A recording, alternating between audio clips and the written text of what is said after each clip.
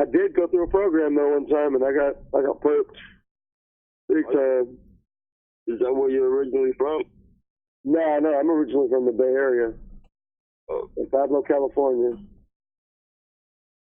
Like it's literally in between Pinole and Richmond, like its own little tri-city. Yeah, you know where that's at, right? Richmond, you said? Yeah, around there, yeah. Yeah. Literally, it's like 5 minutes from there. Well, within 5 minutes of where I live. I was less than that.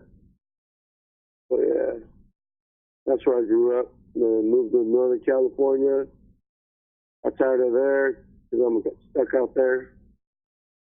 When I moved. I said Richmond is bad. The police don't even. Oh no, like sheriff goes in there.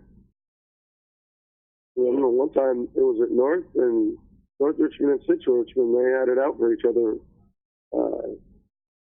During when I was in my teenager years, we moved though. Like we never seen any of that. I didn't live in Richmond. I lived like just right outside of it. You know what I mean? Yeah. Yeah. Kind of damn near close near it. How old are you? Yeah, I'm 33. Oh, you might not. Did you hear? Were you out there when I did the army train fell over with the guns in it?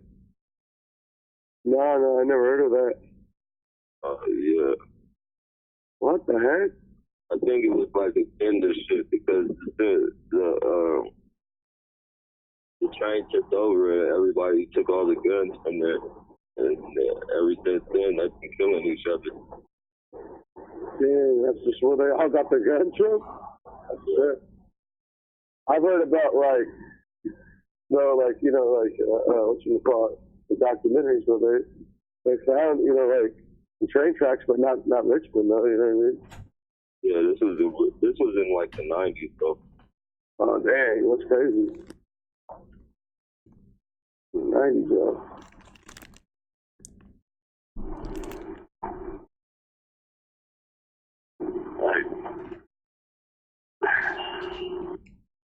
Yeah, 90s, you know what year, though? Nah, it's like I know I was around 15, so it was like probably 98 or something like that.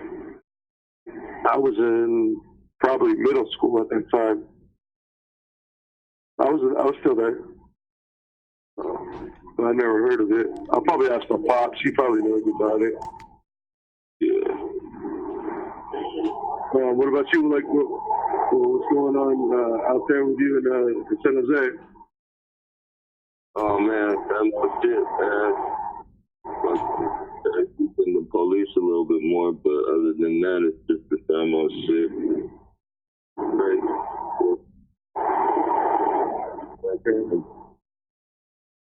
I mean, does your prepping get like way too overboard? Are they getting physical? Like, what goes on over there? I've been stabbed, I've been jumped, but it's not an often thing. It's something that only happened once each time. I mean, I got stabbed once and I got jumped once. Do you think it had to be from being a targeted individual? Oh, well, it's the lady that stabbed me. She was talking to a one-head by bandit. Oh, no. And she was playing crazy. Oh, no.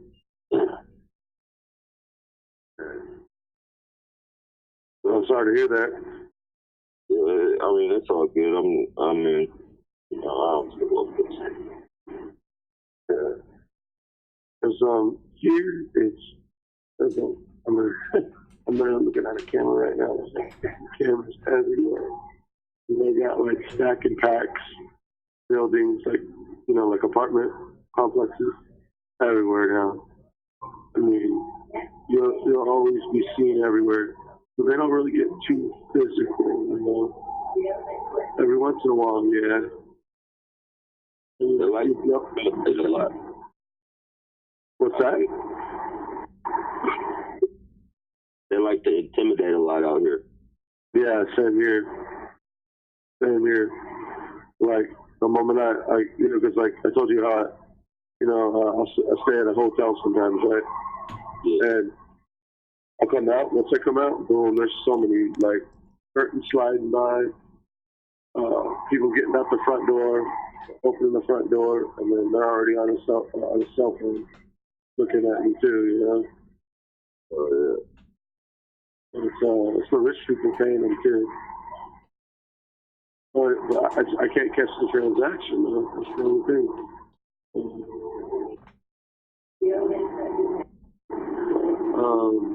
That's whatchamacallit, RT. Like, you're right. We need to catch that transaction. Like, them doing it. That'd be crucial. Be one of the biggest pieces of evidence. You said what now? The thing with the dropping off the call? Yeah, just it caught you.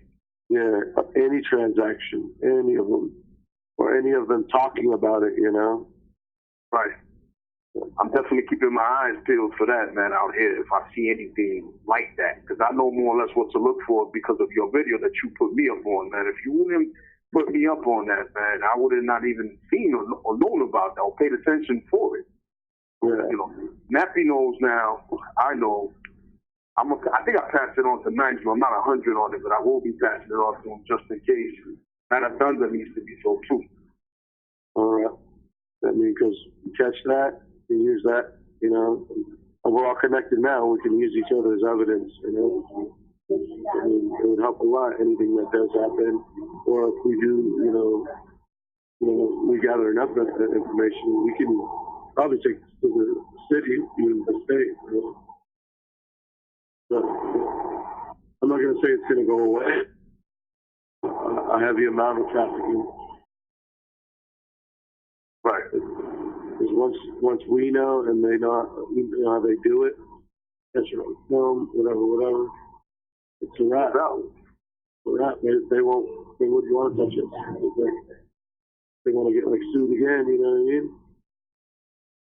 Oh, yeah. Hey, there's there's a TI. He did a class action lawsuit with people, and they got like, I don't know how much it was. They got like millions and millions of dollars, and each one of them are getting, broken off $100,000 a piece. Like, damn near, and they were fighting for like 2 years or something like that too. And it was the mix of the state and was it the state and just like big business, just regular people. They were picking them out of the general population where they were, and they had, evidence of like, them about their house, public, stuff like that we already do already. But then like them doing stuff, actually doing stuff, like vandalizing the places and stuff like that.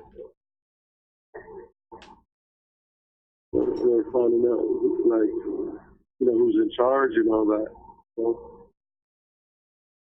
I meant to ask Nappy, man. Yo, Nappy, you ain't seen nothing out there peculiar or out of the ordinary in all the years that you've been out there, situations like that when these people are getting paid. I know you got some good stuff, man, in regards to that dude that you had interview and that he had put shit on out there in regards to people in this program going to the city to call and all that, getting sanctioned from over there to do all this shit. But what I'm saying is like situations like the way Raw had caught that footage in regards to the gift cards being dropped on the ground purposely without them making contact hand to hand with the purse.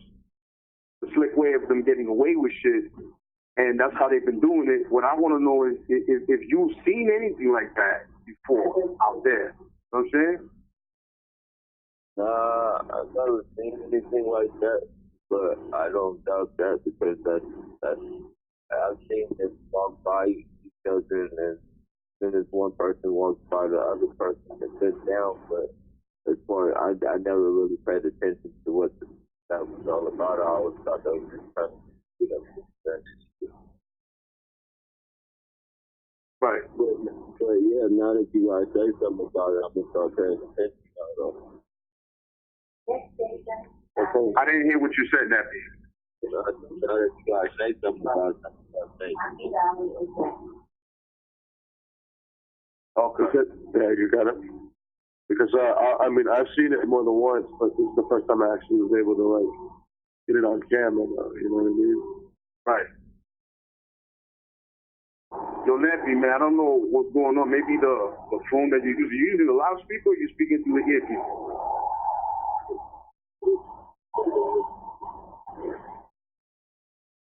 Let me see. Nap.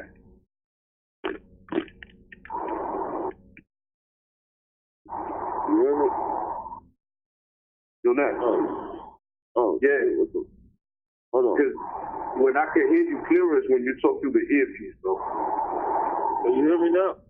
Now, yeah, hell yeah, definitely. A lot clearer. Okay. What was that you said, Nap? The last thing you said before that, man. You said something about now that we're talking about it. You know what I mean? Yeah, now that y'all said something about it, I'm gonna definitely look. I'm smoking. Excuse me. I'm gonna definitely look now. All right. No worries, man. Yo, you know what it is, man? That's important information right there, man. You know, that shit that went over my head too, you know what I mean? And Raw's been on point with that shit, caught that shit. I mean, would have been nice to catch that shit zoomed in, but hey, man, still, he did a great job in capturing what he did capture, and he saw it from the distance back. So I believe him totally. And I believe that's exactly how they've been doing this shit. You know what I mean? One of the methods. Right. Right.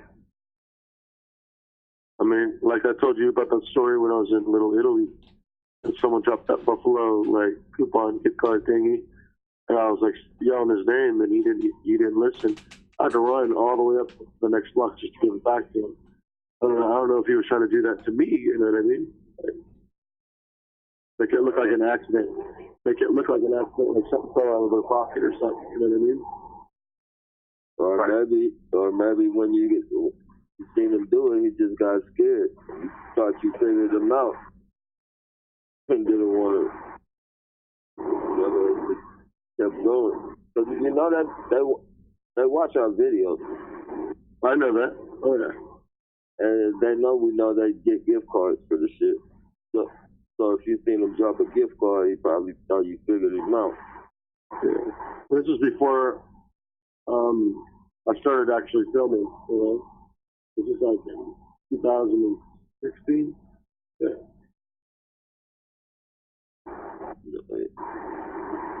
So I didn't know anything about the matter yet until I started seeing like so many occurrences. Like, what the heck is going on? You know what I mean? Yeah.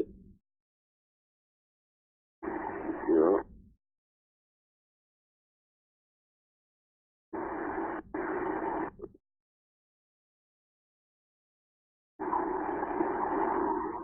It's true because, like, it's weird, man. Like, you know, I mean, have you ever had one day where like nothing's ever happening and you feel like no one's out, but then like all of a sudden, Hey, my friend, if you want to talk, you gotta do it a little bit louder.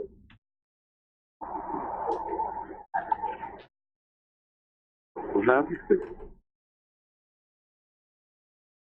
Hello? Yeah, what was that about?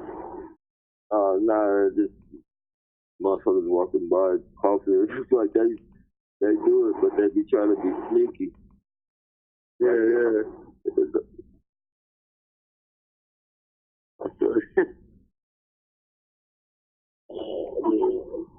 Oh yeah, I told you when I was in the whatchamacallit, when they put me in the tank or whatever.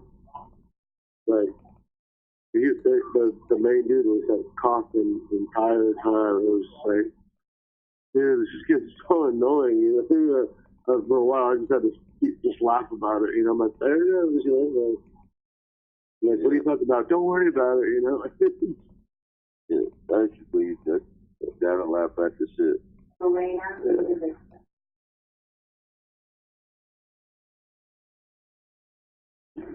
Freaking wacko.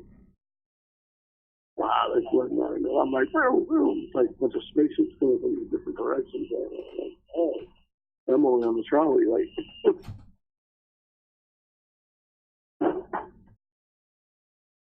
Yeah. Hey, RT, you know what really tripped me out was when, like, he told me that Nigel has been targeted for like over 20 years, or about 20 years now. I'm like, damn. Yeah. His videos, some of his videos are like 10 years old. Like, you know what I mean? Like, oh, crap, like, oh, 08, you know, 09, you know, like, what the heck? Like, what footage still, you know? Right. Remember what I told you that in regards to when he was working during that time frame is when he started noticing those things. So the very beginning, going back to the first video that he uploaded on his channel, shows where he was witnessing it. They started documenting that shit. Yeah, because they were trying to do workers' fraud on him or whatever, right? Like, I think so, yeah. Like something with money, like insurance money, because like he was doing on disability or something like that. Right. Yeah, instead they were trying to like just fire him so he couldn't collect him. What's crazier than that is that the fact that Neil, his twin brother, was targeted before he was, like he knew about it before he did. And in the 90s, he was trying to tell, Nigel about it, but, Nigel didn't understand because he was completely still asleep. I get it. I can understand why. It's something you have to go through to understand, and then you back explain it, I think if you're growing up into it, like you're 3, 4, 5 years old, you would understand it, you know what I mean? Like, you just do it, mommy and daddy told you to do it, you know what I mean? But you won't understand why you're doing it, but like, I guess that comes later on. You know what I mean? Yeah. There's some little evil motherfuckers out here, man. Oh, no doubt, dude. It's crazy, people. Does Neil have a channel? Does he? Neil have a channel? Yeah, he does have a channel. His channel is Watcher33. Watcher33, okay. Yeah. Matter of fact, it's the same character from the comic books, the Watcher with the big head. Yeah. You're going to see that as his avatar. Okay. Yeah, I think that I was going to go into that store right there. Told you. I'll be doing that, like, I look like I'm about to go on one of the trolleys, like I hit the button, I walk in, and a perp was first from the other side, like runs last second, and then he gets on. Then I'm like, oh, and I just get off the trolley real quick, and then I look at him and just say, peace, They don't like that. When you divert them, they hate it. And then he's just stuck on the trolley, can't get off of it. Well, you just got off the trolley, you know what I mean? And he's going to the next stop.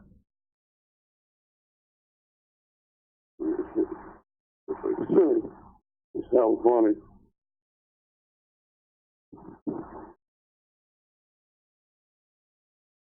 What's been going on with you, RT?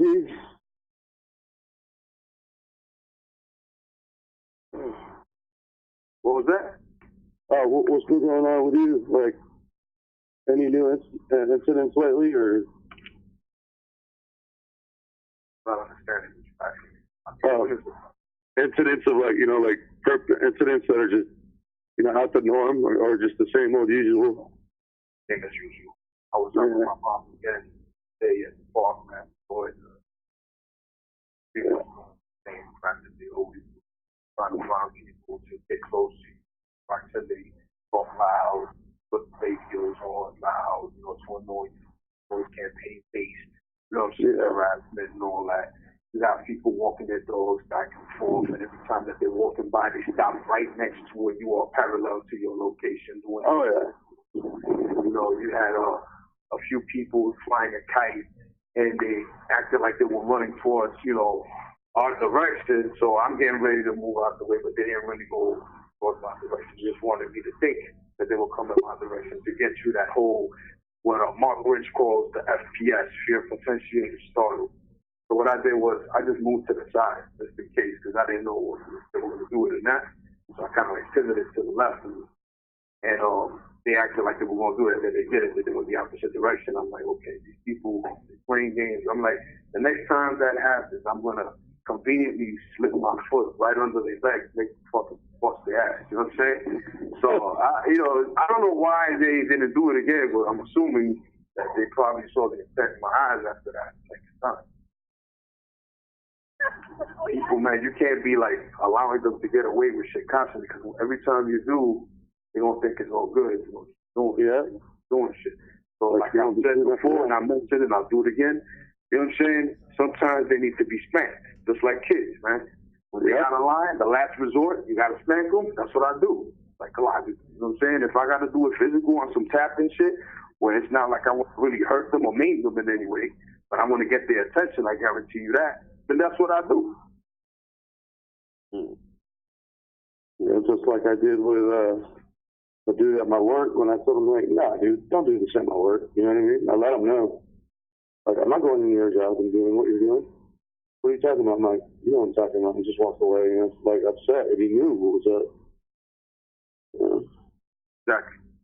You know, it's unfortunate that we have to kind of do that from time to time and ruin kind of, because that's what they want to do, is want to get you out of the groove of having a good time or enjoy yourself. So they want to put you back in that mode where you're upset or you're agitated or stressed out. See, that's what their job is. So we have to always keep that in the back of our heads, no matter what.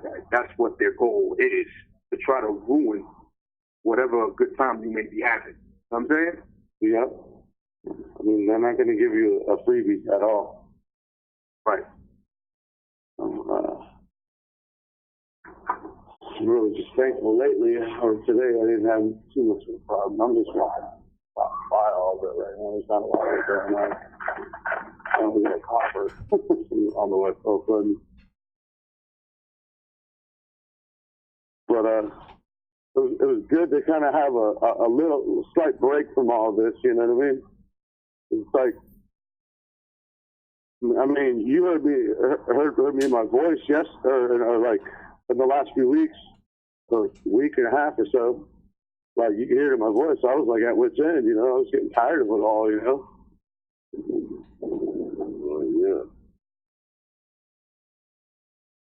Yeah.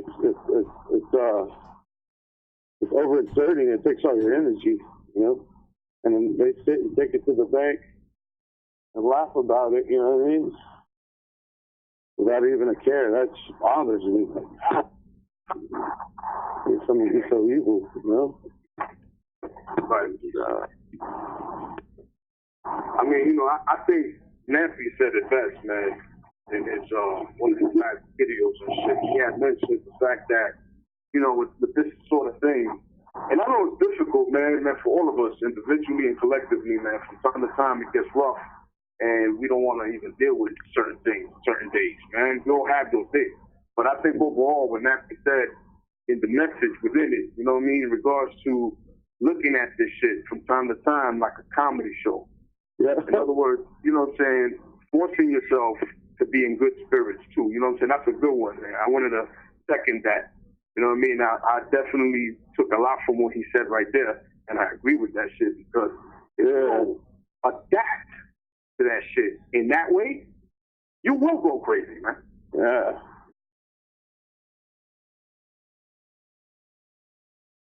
I like how Nappy always goes, hey, my friend, you know. He calls him, hey, my friend. Yeah. Every one of them. That shit was making me laugh. Like, all right now. I'm going to start doing that to him now. Hey, my friend. I'm sure for Nappy, that's not easy, man. To constantly focus on that and have to be like, yo, man, I got to deal with this shit, man. I got to deal with this. Because it's a constant thing. Like you over there, bro. Same thing. Like everywhere you go, the constant shit. But I'm noticing today, you see more level-headed, more like, you know, that you're able to withstand more, that you know where your foot are stood on is the ground. You know what I mean? Stand firmly where you are. You know where you are. You know what you're doing. You're about your wits. You know what I mean? And they're not getting to you for some reason the way they were before, which is a good thing. And I commend you for that, man. That comes with time, and that comes with dedication, and that comes with you wanting to do that. Yeah.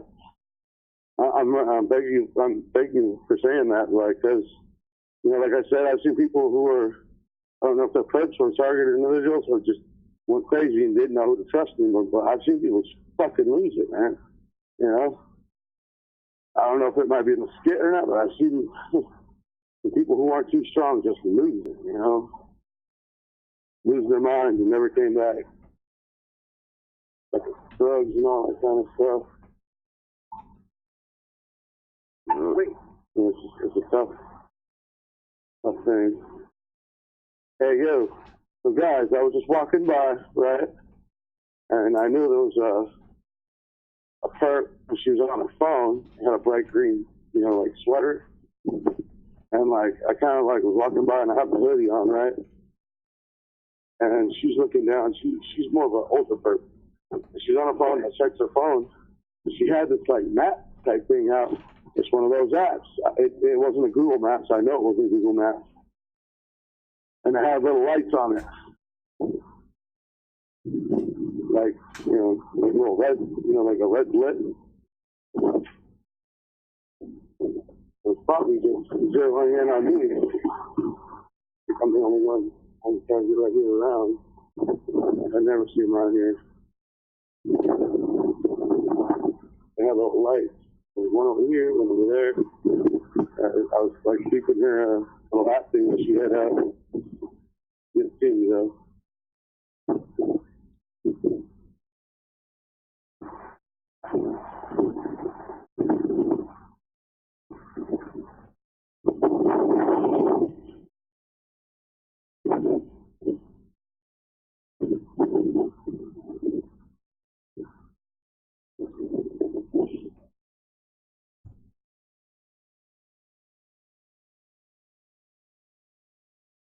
Yo, Nappy, man, whatever happened to that video that they took down? You never found that? Don't talk about? Which one? That one with that dude that was in front of the store. And he was wearing his underwear on the outside, pants and some shit like that. Oh, yeah, that's before I had an SD card that and I always be writing the videos up there. There's some heavy shit in the back. See, when I put these headphones in, I hear everything in the background that you got. Oh shit! It might be me. I think. Let me mute mine real quick.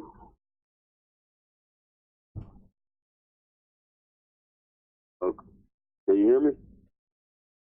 I can hear you, but I have it on mute. But is it? You're here now. Everything's clear. Like you don't hear any backgrounds when I turn it on mute right now. Correct? Okay. Yeah, I erased all the the shit, all the videos off my phone before I had the SD card and just uploaded them to YouTube. So when they erased them, I never could get a hold of them again.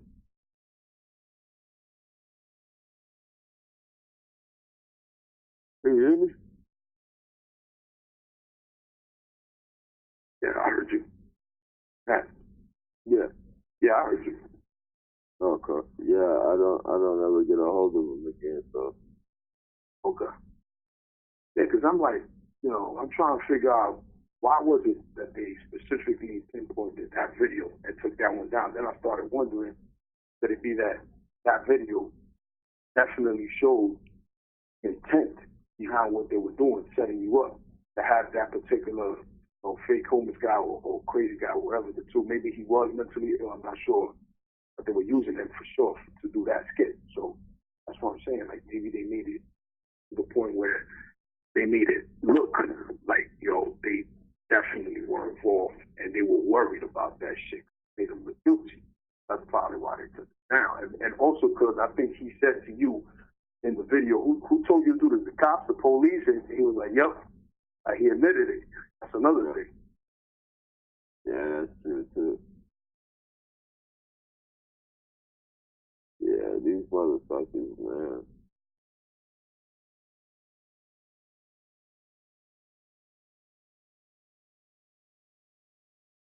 Insane, bro. This shit is insane. Yeah, man. I still say that every day, man. What was that? I still say that's insane. It is insane every day. I'm still thinking, how is it still possible, you know? Like, all that money wasted just to, like, try to get reactions, it don't make no fucking sense, bro. Yeah, that was a lot of fucking money. I know all the money that wasted on me, they could have bought me a house. Right.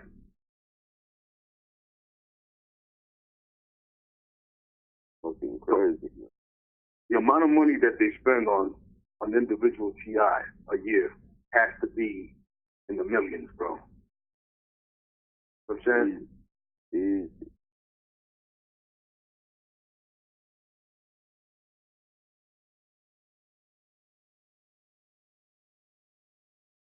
I'm worth millions that I can't even tell you. It's fucked up. I know, right? That shit's crazy, yo. Man.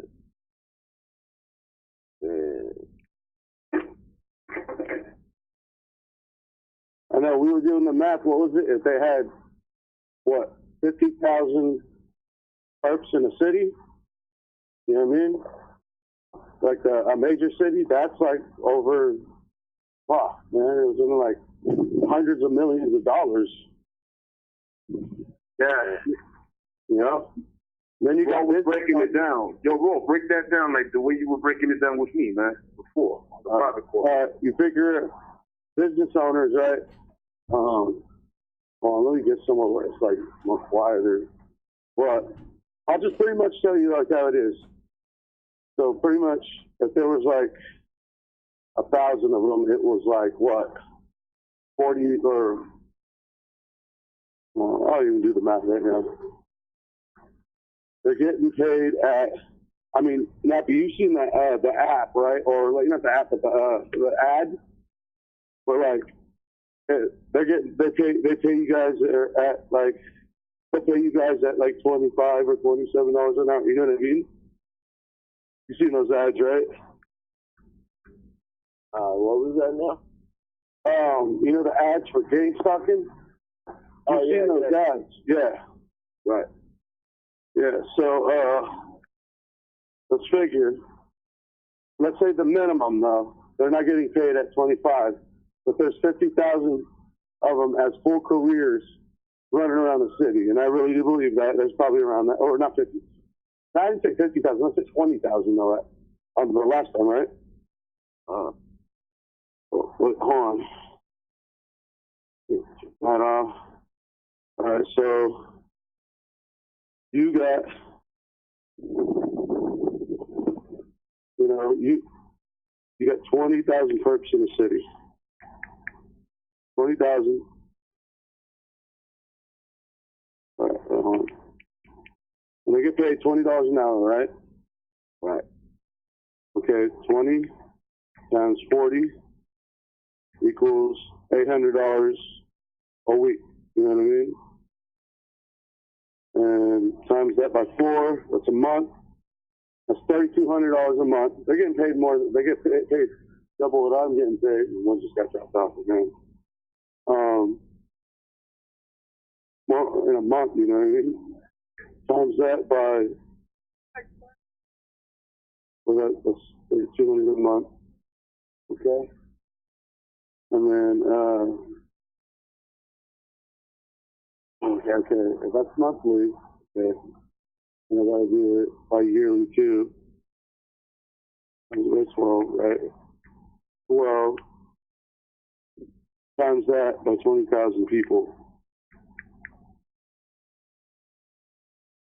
Oh, bro, it's a sickening amount of money. 7.68 million dollars. Yeah, almost $1 billion. Almost $1 billion. A lot. For 20, and you know there's 20,000 perps working full time on this shit at $20 an hour. You know what I mean? And you know, that's just the minimum. I mean, or a medium. Sorry, a medium. You know what I mean?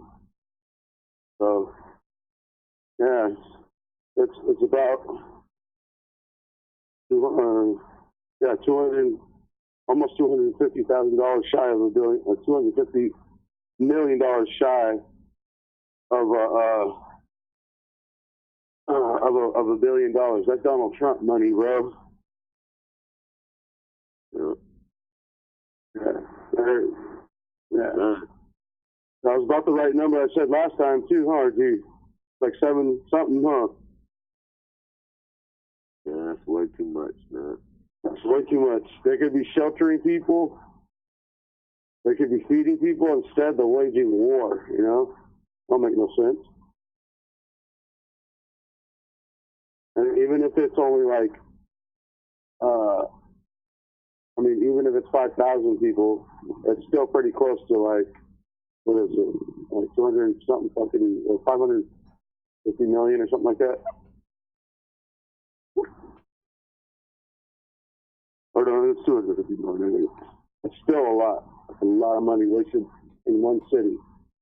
But you see, what I think it is, they always, I think they alter, or they rearrange the people, you know what I mean? They substitute them, you know what I mean? Like, here's a subject I gotta say. You guys don't have, like where you guys live, you've never heard of timeshares, huh? House rentals? Yeah, but you get what I'm saying though, right? Yeah. Okay. Yeah. You guys have that over where you live, RT?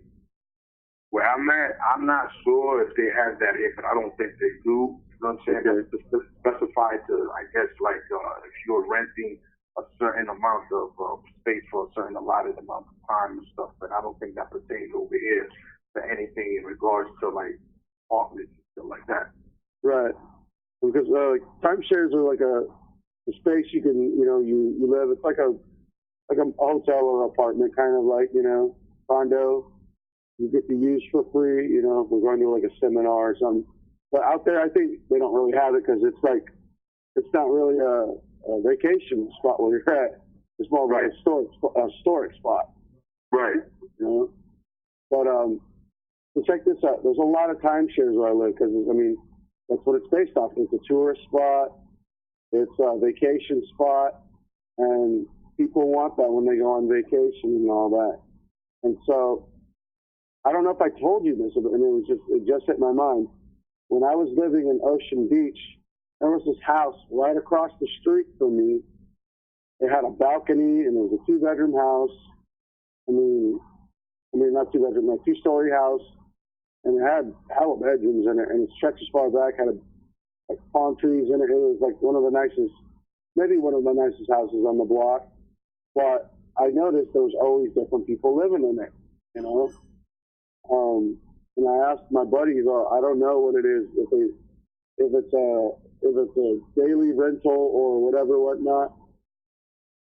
But I think he says it might be a timeshare actually. And I was starting to think, what if some of these perps are getting negotiated free timeshares? When they travel, they all they do is just give them a ticket. You know what I mean? Yeah. I mean, like, not even just a timeshare. I mean, I just say some timeshares just because they just go there, you know, use the spot. And they go around perping people, you know? And then the next person comes in, and the next one, and the next one, you know? Yeah, I would see people, like, I mean, just every 2 or 3 days there's someone else living there, you know what I mean? And it's like no one even went in there and cleaned up or anything either. It was weird. Like, or maybe I just didn't notice it. I don't know. Because I work nights and, you know, I'd wake up during the day and I wouldn't see any vans or cleaning people going to that house. There's always someone different living there every 2 or 3 days. So I really think they were going around perping people. And there's more than one. There's more than one house running in the next block. You know, just like that. You know? Yeah. Probably one of the perks that they keep fresh, so you don't see the same people perping you. That's kind of what I'm getting at, you know. and they use it as a cheaper expenditure, so they don't have to pay them a lot of money probably. Just give them a place to stay for the 2 or 3 days, vacation there. Oh, we'll give you gift cards. Oh, we'll give you a little cash, whatever, you know. Oh yeah. This job is like 24/7 for them. I think in person. I mean, like, I really do believe there is people who just do it 8 hours. Yeah, of course. But like, if you're in this community, I see people doing this shit all day. I'll see the same person. Yeah. I think some of my videos, you hear me mention that. I'm like, there he goes again, you know.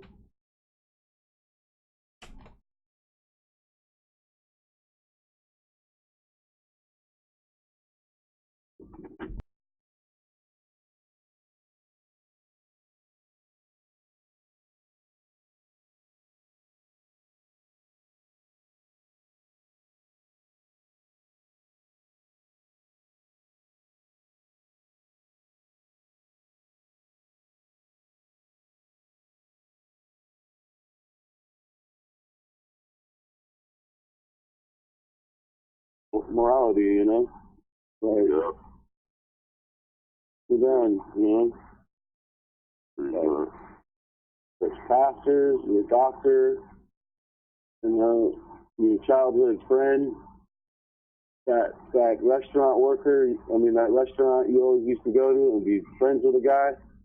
Like, you know what I mean? One day he flipped. Yep. That's crazy, man. It's the manipulation. They're being manipulated. Yeah. You know, not just externally by, you know, those within the authoritative position, those who are in authoritative position, but also by the technology being used. Yeah, I agree. I do agree. I really do agree. Like, I was listening to some of your stuff, Nigel, and I was just like, wow, like, you broke it down, like, where I can understand it, kind of, you know, like, kind of better, you know?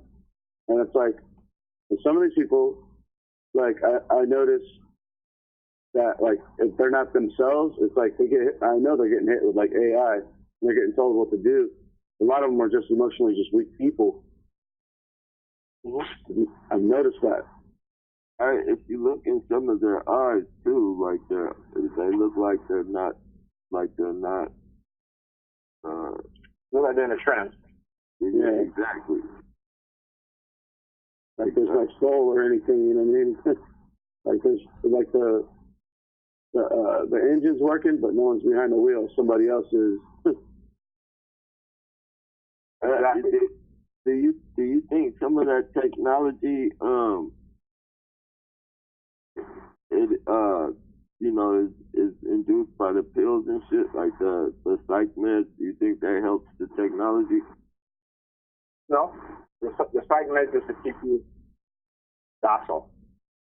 Okay, usually when you take those things, you become very lethargic, become very docile. You don't think because it slows down your brain. Mm-hmm. Thinking from your normal, you know, way of thinking, it slows you down.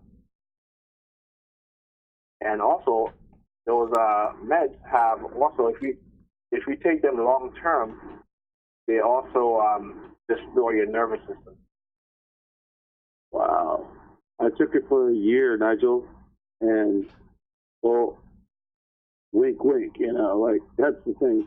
I took it, but then like days I was like, yo, I can't take this anymore. I feel like I couldn't be creative. I gained a lot of weight. Listen, I was taking those pills for like years. I mean years, like almost almost going on probably about 14, probably 13, 14 years. Okay, and they never stopped my talking. All right, all it did was just make me very groggy, very slow frame of thought, and you know, and the effect when I first take it, the effect is so strong that it takes me like if I take it at night, I go to bed. When I wake up in the morning to go to work, I wouldn't. The effects of the negative side effects wouldn't wear off until like around 12 o'clock midday. Man, how many? you don't mind me asking, how many medicines did they have you on? Just one. Just one? Okay. Well, this is weird. They had me almost on 7 different medicines.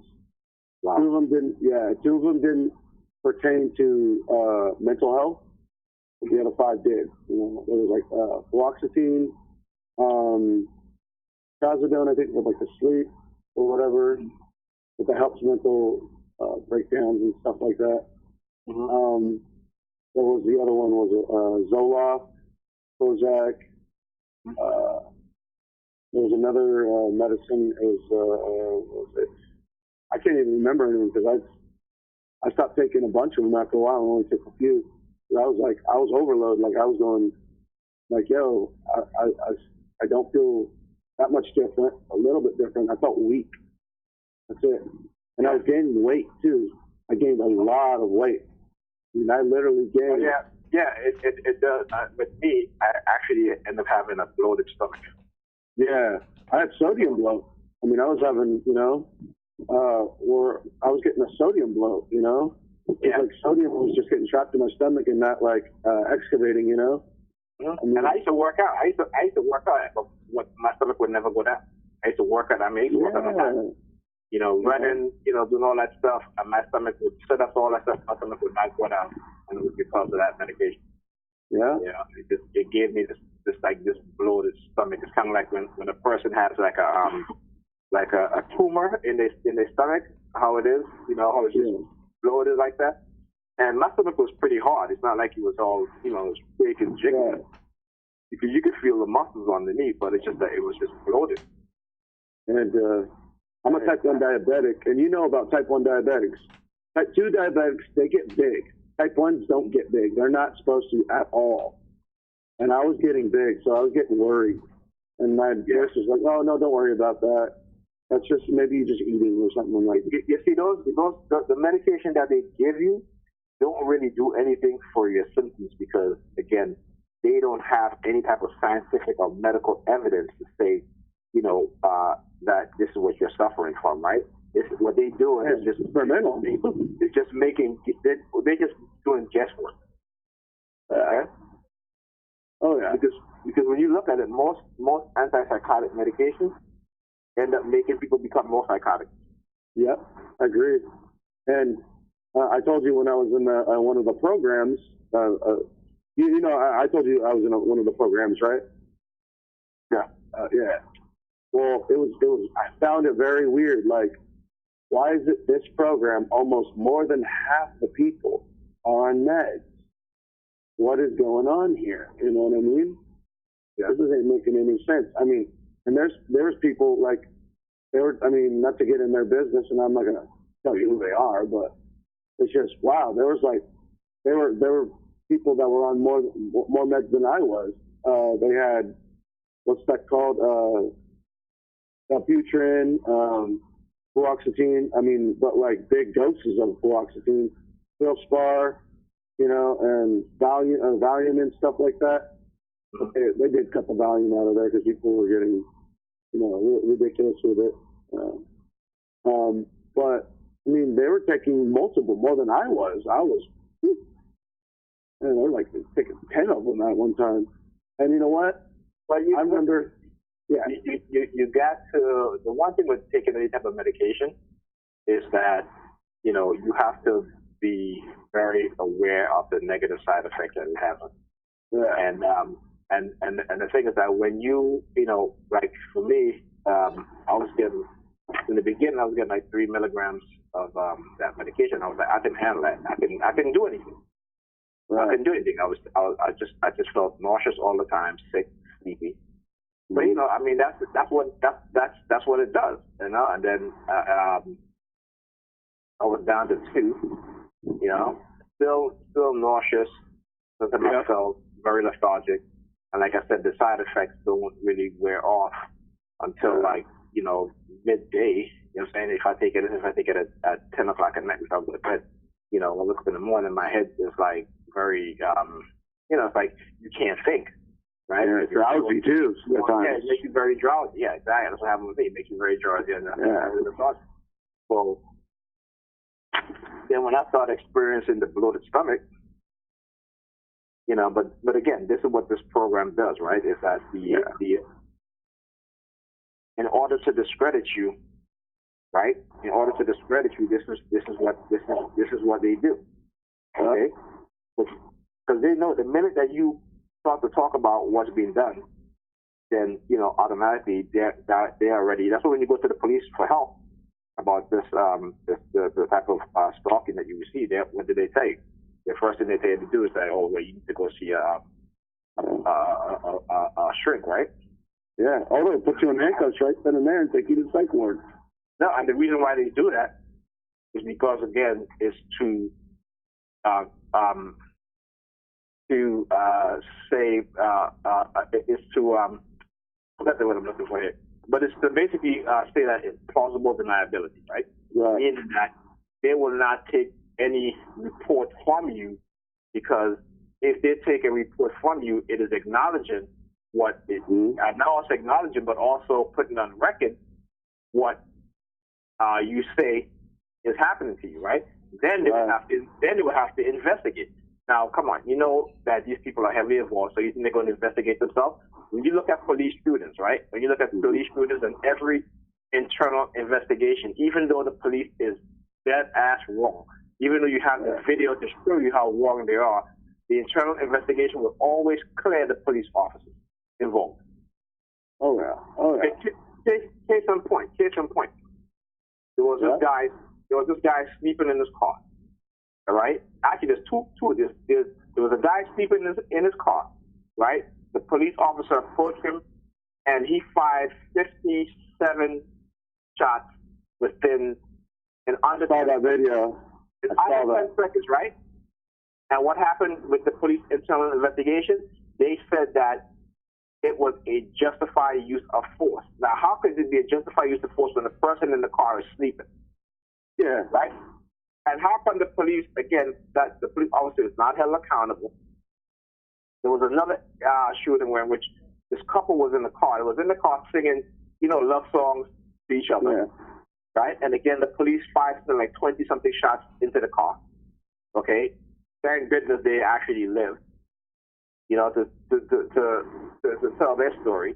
But again, the internal police investigation cleared the police officer of doing any wrongdoing. Wow, you know. So you cannot expect, like I said here, you cannot go to the police and ask for help because they are a big part of your target. Okay? They are a big part of your target. The majority of these police officers, they are innocent. Okay? Yeah. I mean, even within the police department, when you have whistleblowers, what they do? They target them also, right? They destroy their life, they destroy their career.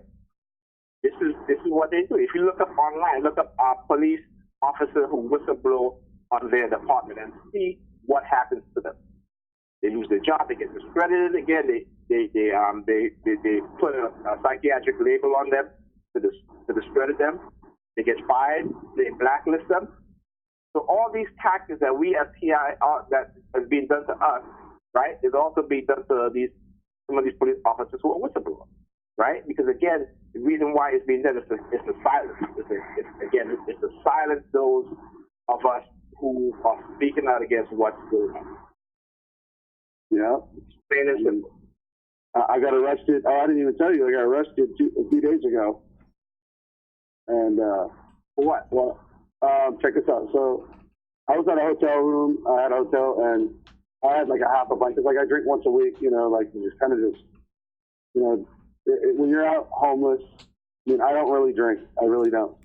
But I do it because it's just like I need to like have some kind of just at ease, you know. And I don't do it tremendously all the time, you know. And that wasn't even the point. The point is, like, we were already done drinking.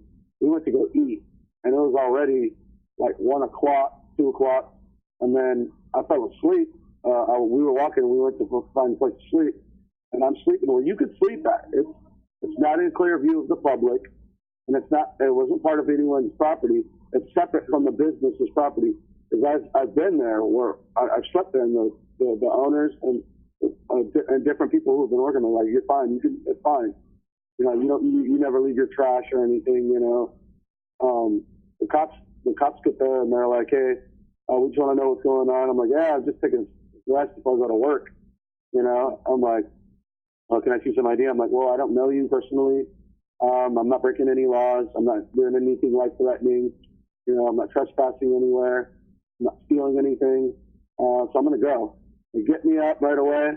They hand me up and pull my arms off, and it popped. My elbow popped. I still got to go do an x-ray on it because it's still hurting. Feels like I'm still wearing handcuffs, too. And they slam me on the car, you know, and there's already cameras out. There's already cameras out, you know. Surrounding perks come out of nowhere, too. You know, and I'm like, dude, get out of my pocket. Like, I'm like shooting them out of my pocket. I'm not a forced waiver. I don't consent to a search. None of that, you know. And they're like, well, you do have a right. You have a right to shut the F up. You know what I mean? To shut the car. And then, you know, I'm like, you know what? And then they put the camera on me, and they're all laughing in the car about it. They turn their cameras off for a second, and then they're all laughing about it. The guy wasn't kind of laughing about it. I think he was still kind of new to the force. I'm just watching body language, you know. Her, she was just way out of line, like enjoying it. And then I'm like, all right, guys, you know what? They're like, do you want to tell me a little bit about yourself? And I'm like, yeah, I will. I'm like, I work for a living. I've been working for the last 2 years or somewhere. We're like, were you in a program? Yeah, I went 2 years to a program. You know, I graduated. I'm very smart. You know, and they're like, well, why are you doing some of this stuff? It's like, well, it's kind of hard finding a place to live, and I don't agree with the, you know, programs and stuff right now. They're like, why not? I'm all like, well, if you want to know, I mean, I'll leave it at the most simple level. I'm experiencing community harassment, and the guy was just kind of like, whoa, that's weird. You know, and the girl was like, he's like, oh, okay, you are, huh? I'm like, yeah, and that's it. And like, and I'm a very intelligent person. I'm not crazy. You know, I'm just letting them know right off the bat.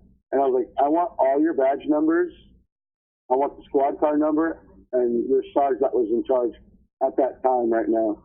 Before we even get out, you're like, oh, we can do that when we get to the thing. And they shut the glass, right?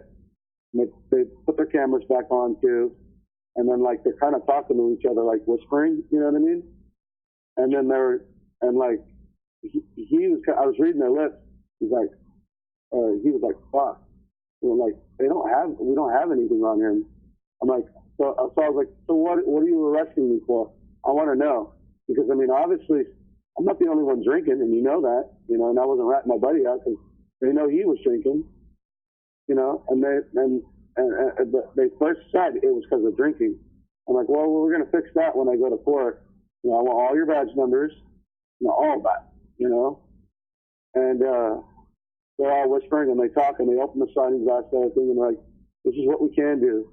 We can take you to this detox center and you can sleep it out for 4 hours.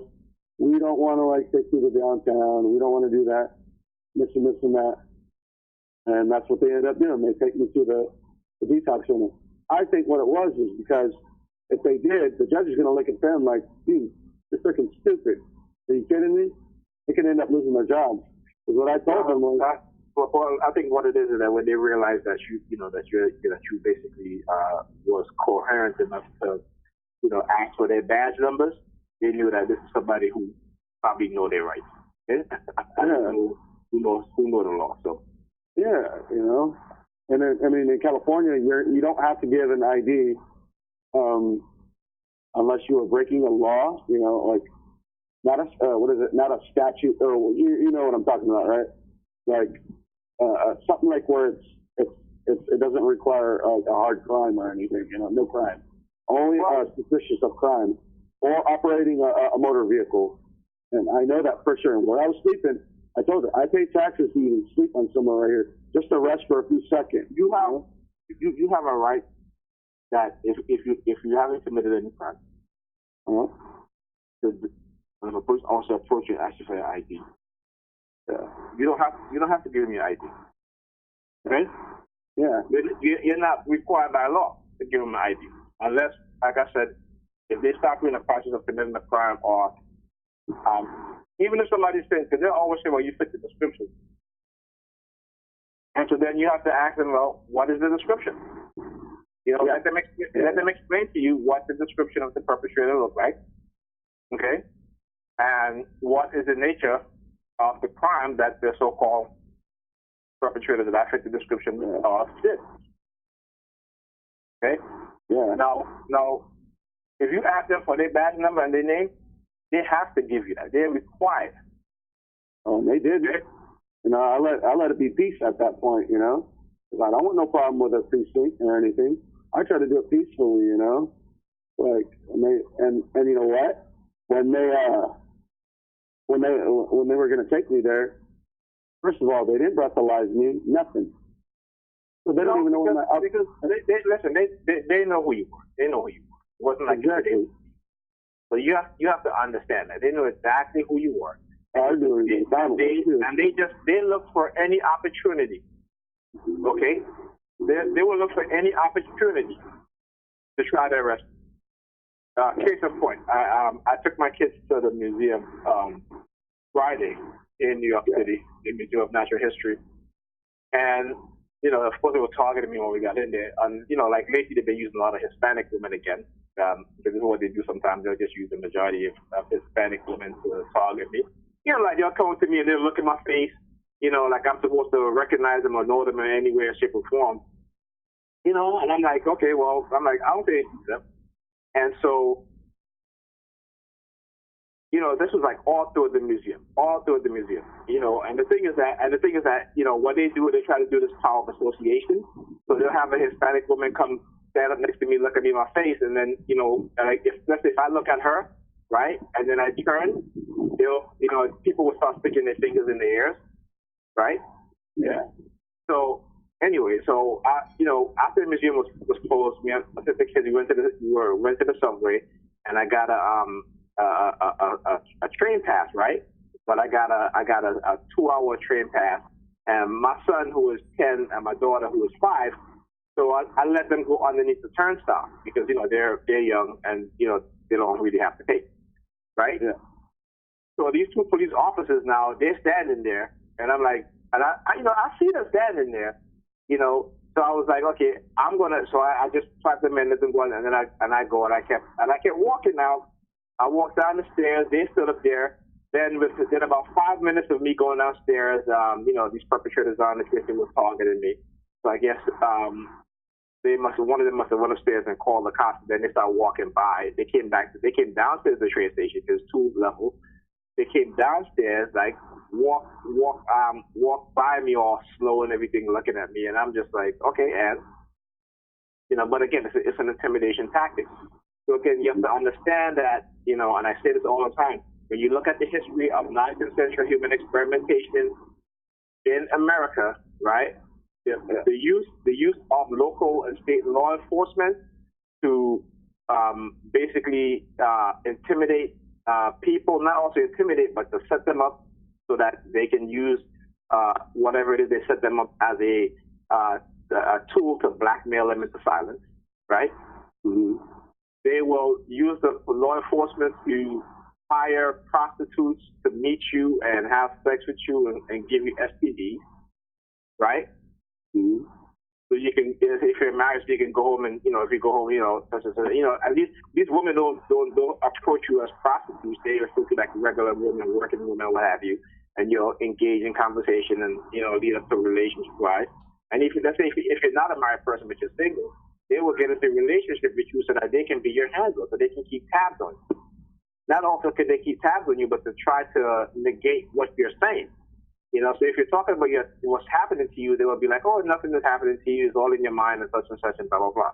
This is the tactic that they use because, again, they don't want you talking about what's being done because, they don't want a record. That's why it's important for us as TIs that we do, keep a record, right? That we, whether it be, making videos on YouTube explaining your targeting, or you do a podcast like what's being done right now, or you make like what I used to do on talk shows, stuff like that. And do you do talk shows still? No, I don't do talk shows still. They just made it too complicated. Okay. I was just like, and plus they had deleted a lot of my shows. Oh, wow. Yeah, but again, it's because what happened is that we have been talking about this stuff since the early 2000s. Okay, Believe it.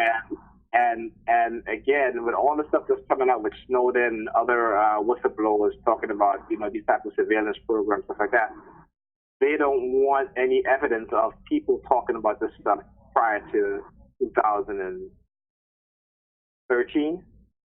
Yeah. 2012, 2013, when Snowden leaks came out and all that stuff. So what they have done is that they a talk show claimed that they were switching over to the server, and all of a sudden they lost all. I think they lost all the report. Now remind you, talk show didn't have. I mean, talk show was didn't have, let's say, 1 million users. Okay, they might have had about maybe 1,000 users in talk show. Okay, altogether. You know what I'm saying? Maybe let's say even if they had 10,000. Okay, remember these are audio files. Okay. Audio files are not large. It's not like YouTube where you have, I have videos on YouTube since 2008, 2009. Okay? And let me tell you, right? All those audio files from talk shows, they deliberately deleted them. Because like I said, those audio files are not that large to begin with, unlike video files. Okay? Right. So for them to say that, because whatever, they were just cleaning house. They did not want any evidence of us talking about the technology back in 2005, 2006, or 2004 when we were talking about this stuff, right? Yeah. Right. To show that look, there are people who've been talking about it. As a matter of fact, there was an article. Let me see if I can find this article. There was an article who this lady. Her father was a CI, okay? And after all the stuff that came out with Snowden and what's the other guy, Chelsea Manning, and there's another guy, this black guy who used to work for the CIA also. He was sentenced to prison for being a whistleblower, right? She said, after seeing all this stuff happening and the surveillance program from the NSA and all this stuff, she's like, I now believe my father, and I also think that the American people is also targeted. But yeah, that's true, but not to the extent in which we as TI are, because we are in a non-consensual human experimentation program, and this is what you can't forget as a TI. So, for example, let's say in the black community, we all know that that the FBI and local and state police heavily surveil the black community, right? This is a fact. Okay, there's no argument about that. This is a fact. They have been doing this. They have been doing this since the 1940s. Okay, and they continue to do it, right? So the black community has been targeted, but not as some of the things are the same in terms of the surveillance and the setups and firms and all that, because we all seen how many black men who have been exonerated for crimes that they've been convicted of and spent decades in prison. Okay, sometimes 20, 30 years in prison for a crime they didn't commit, because again you had these racist police officers who just want to just grab the first black person they see and put them in jail, right? So that's a part of targeting. But we as TIs, okay, we are being experimented on. So there's somewhat of a different, even though a lot of the tactics are the same, but the fact is that we are being experimented on with because of these technology that they have been developing, such as the silent sound spectrum, such as vibrational acoustic weapons, such as bone conduction technology, okay, such as the LRAD system, okay. So we have that, and again, they need to test these things out in real time.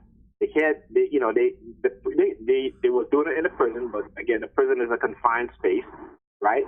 They were doing it in the mental institution, but again, that's a confined space. So they need real world experiments. Okay? So we are the subject of the real world experiments of these weapons. Okay? Mm-hmm. So that's what we have to understand. This is,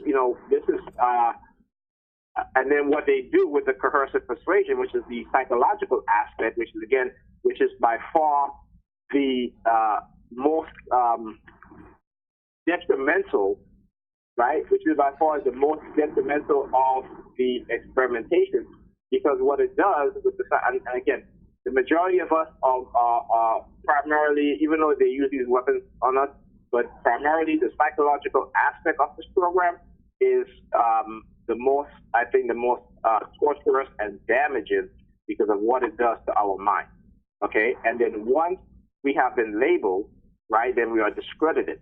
And once we are discredited, then they can continue to do whatever they want to do to us without any repercussions, right?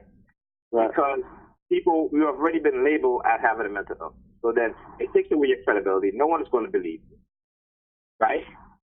And this is how they get away with this stuff. Now, also, right, the surveillance, again, you know, the use of, you know, those within religious organizations who they can influence with this technology and claim that it's some sort of supernatural type of thing that's going on. It has nothing to do with technology, but has something to do with God and what have you, right? Which we all know that's not true, because if you look up Jay Lifton, the 8 criteria for thought reform, okay, let me see.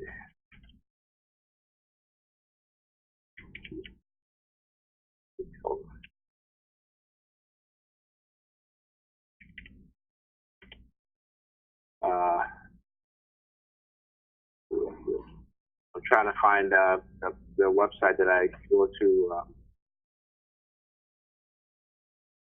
Jay Lifton.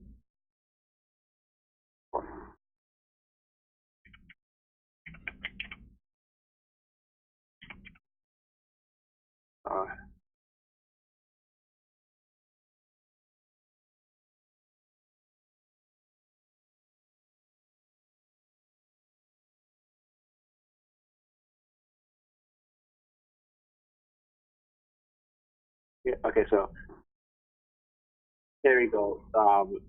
Robert J. Lifton, okay, he talks about the 8 criteria of thought reform, okay?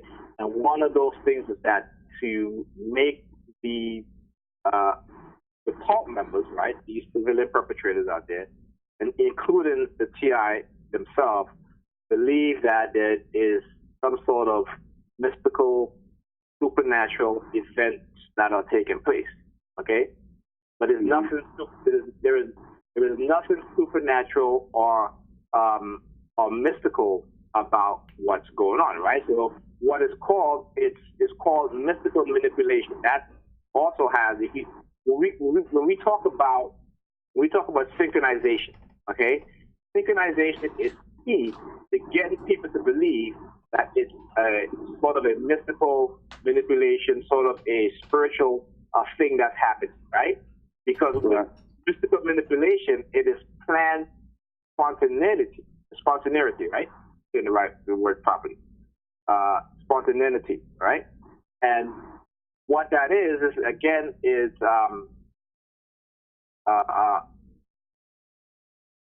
making you believe that, you know, there is some type of supernatural event that's going on, okay?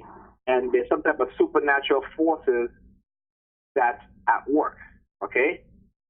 So to get you, and again, you'll hear a lot of religious TIs talk about this a lot, because that's their belief system, and they use their belief system to exploit them. And I'll tell you how they use their belief system to exploit them. They use their belief system because once they have them blame supernatural, the demons or what have you, you know, that it takes the blame off of the people who the TI should be doing the research to understand what is being done to them, and that is the U.S. government and those within the U.S. government. Okay, that is the version. That is those within law enforcement who have in-depth knowledge of what's going on. Okay, and again, you have also a lot of these. You also have the infiltration of religious leaders within law enforcement. Okay, and so because again, that's how they recruit. That's how they recruit, and that's how they protect the perpetrators out there on the street. Because the infiltration of religious leaders and also religious fanatics within law enforcement, even within the military, is a big part of why they've been able to get away with doing what they've been doing for so long. With the use of technology, right? The use of tracking you and you know, whether it be through satellite, whether it be through your cell phone, whether it be through the microchip that they implant inside of you. You know, so like for example, you know, when you go outside and let's say every single day you wear a different color shirt, and immediately as you go outside, you'll see somebody passing by with the exact same color shirt as you, and then throughout the day, you'll see the majority of people that you come in contact with will be wearing the exact same color shirt, right, or the exact same color of what you're wearing. Again, that is because what they have done through, if you've been implanted, is what is called remote viewing. So they know, you know, like they'll study every piece of clothing that you own, that you wear. Okay, because again, basically what they do is that they'll claim that they know you better than you know yourself, right? So when you look at human behavior, and that's why you have to also study their behavior. Okay, so when you look at human behavior and the things that they do, right? And again, that's how they put people in your path. And, you know, these people who they put in your path, when they talk, you have discussion with you, they form what is called reports, right? So what is reports is when people are given information about you, okay, in order to get you to lower your guard, and in terms to make you think that this is some type of, you know, divine intervention, right? Because this person is just like you. This person likes almost exactly everything that you like this person likes. No, you know, when that's not happening, that's because they have been given personal information about you, okay? And this is what they do. Like, let's say if you're a TI in a relationship, what they do is they try to break up your relationship, and a lot of times they succeed at it, is that they will send someone who will approach your significant other, and they will talk to them because they've also been trained in how to do conversational hypnotherapy, right? And they will basically use keywords, right? Use keywords, because what they do is that if they know that you're having issue in your relationship, they will use it to their advantage. Okay? Of course. To destroy your relationship. So this is what they do. This is, you know, it's like for some reason, you know, the thought of you, you know, actually fighting back is something that they don't like and they don't want, because it sets a bad precedent for other TIs who they're going to do this to. And they know that once, you know, the TIs who are fighting back, doing the videos and the blogs and all that stuff, and TIs who are waking up to being targeted when they go online and they search and they find out what's really happening, you know, that makes them want to start fighting back, right? So because they don't want that, they will attack you, right, with the ferocity, with the you know, the evilness, you know, you know, the premeditated, right, the premeditated actions, negative action towards you, because again, they want to shut you up. Because the one thing, like I said, they don't like is to be exposed. Okay? And so you have to decide as a TI, you know, whether you're going to make that sacrifice, because it's going to be a hard life. And regardless, if you don't make the sacrifice, it's still going to be a hard life, because they're going to target you, but they don't want you to say anything, right? Right. So you have to understand that, okay?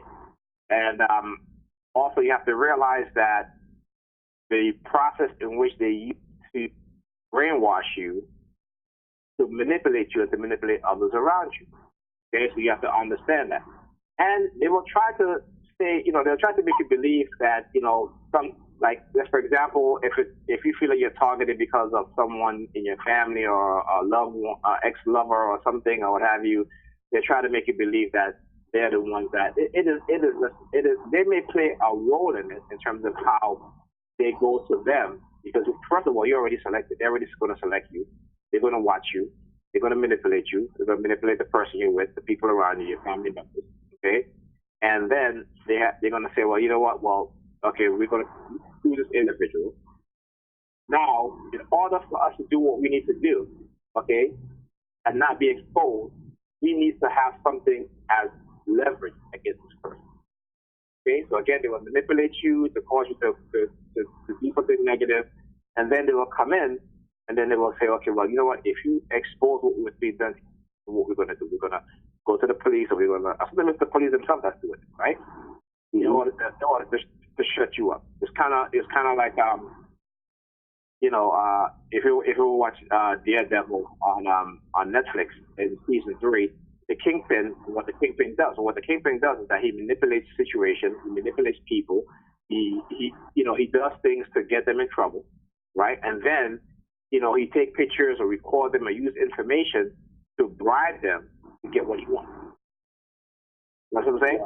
So this is the tactic that they use. So when they experiment on people now, this is because they've learned from the past that they've already been exposed, right? Because when you look at the MK Ultra program and how it got exposed, and you look at the Tuskegee experiment and how that got exposed, how they buried it, and then all of a sudden it got exposed. When you look at the radiation program, how that got exposed, or when you look at the chemical warfare that they used in the projects in St. Louis, right?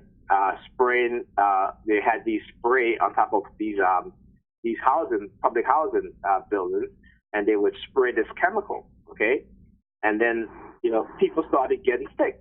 Like a year later, they started getting sick until they found out that what the government was doing. It was the Department of Environmental, I forgot what they call it, agency back then, right?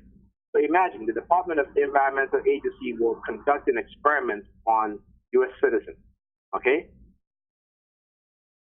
So again, right? And then what they do, they deny. They say, well, the chemical doesn't cause any they'll say the chemical doesn't cause any harm to anybody. Well, how do you know that? Okay?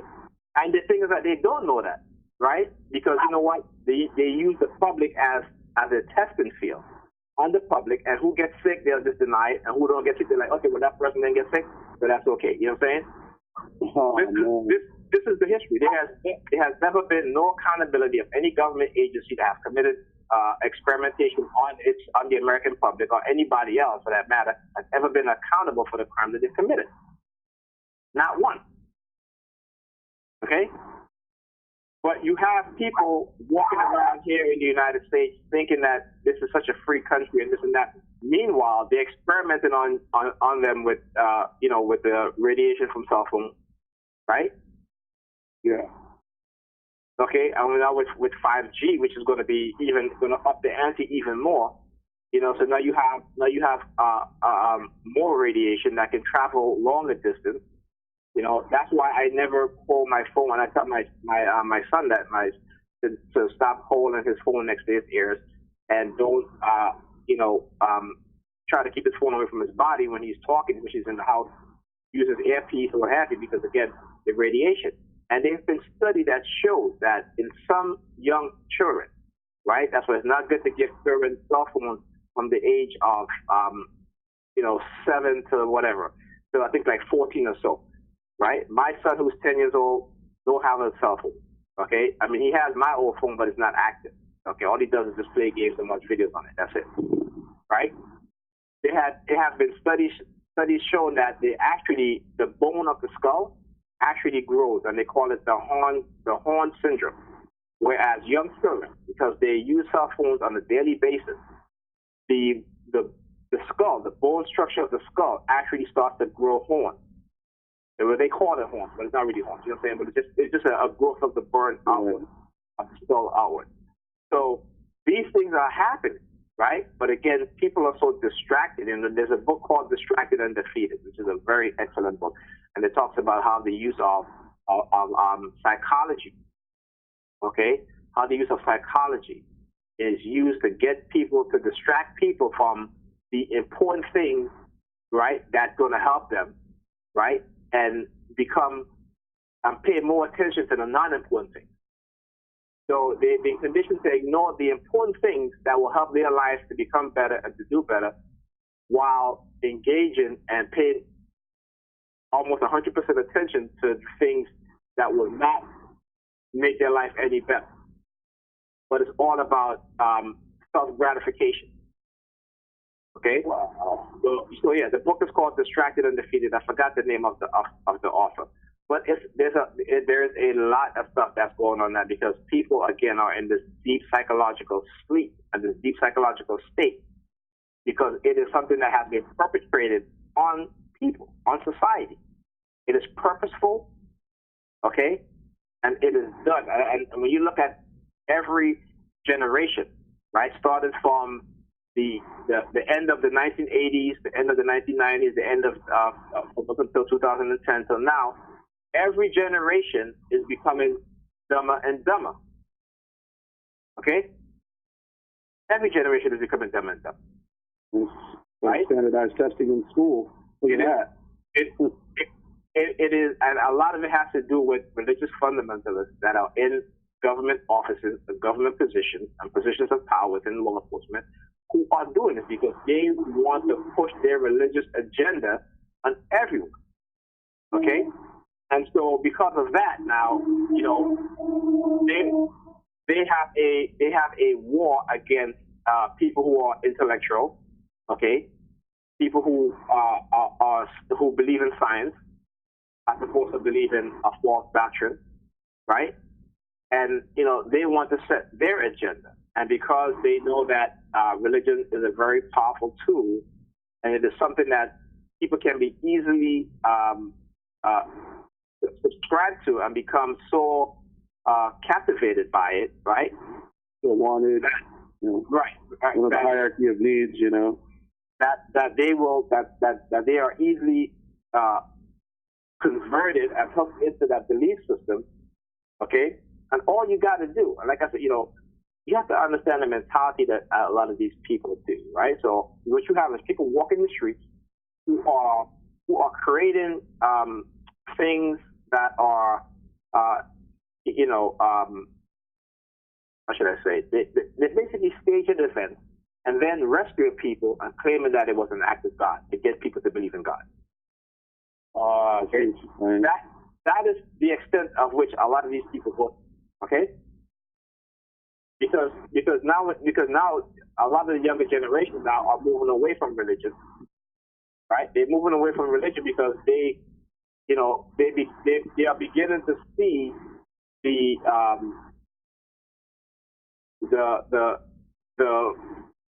falseness and the contradicting behavior of what is preached and what is practiced. Okay? So younger people are beginning to wake up to this and they're moving away from religion.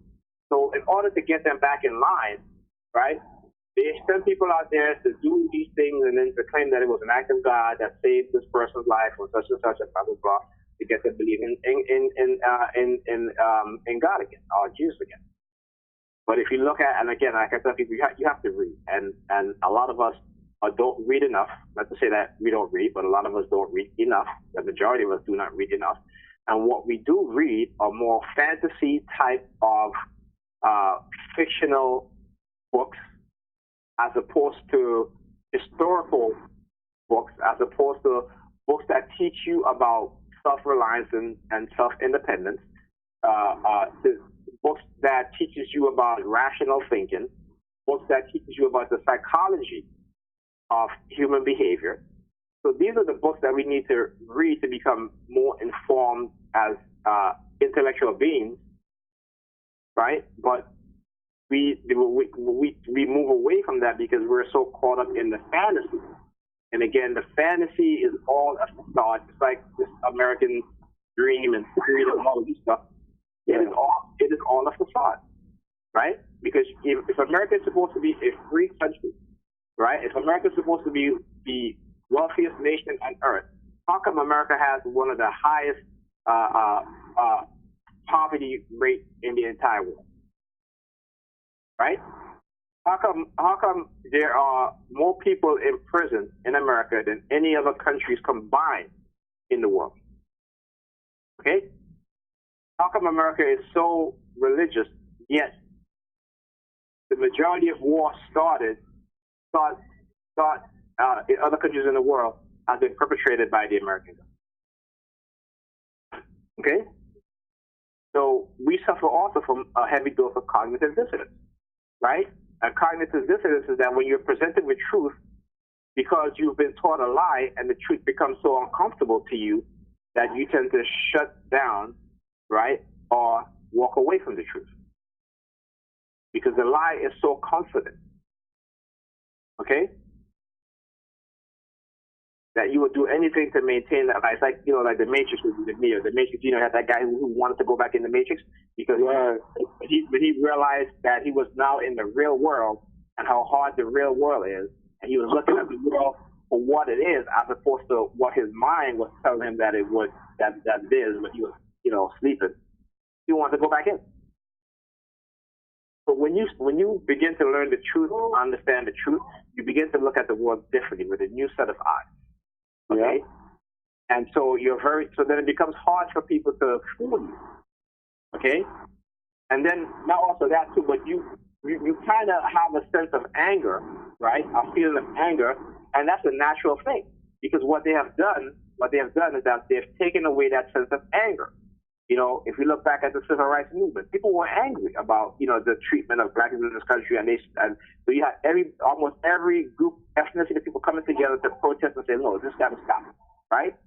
After the civil rights movement, the United States government created what they call the public relations firms, right? The public relations firms were created. They're full of psychologists and psychiatrists, right? And they created a program, an indoctrination program.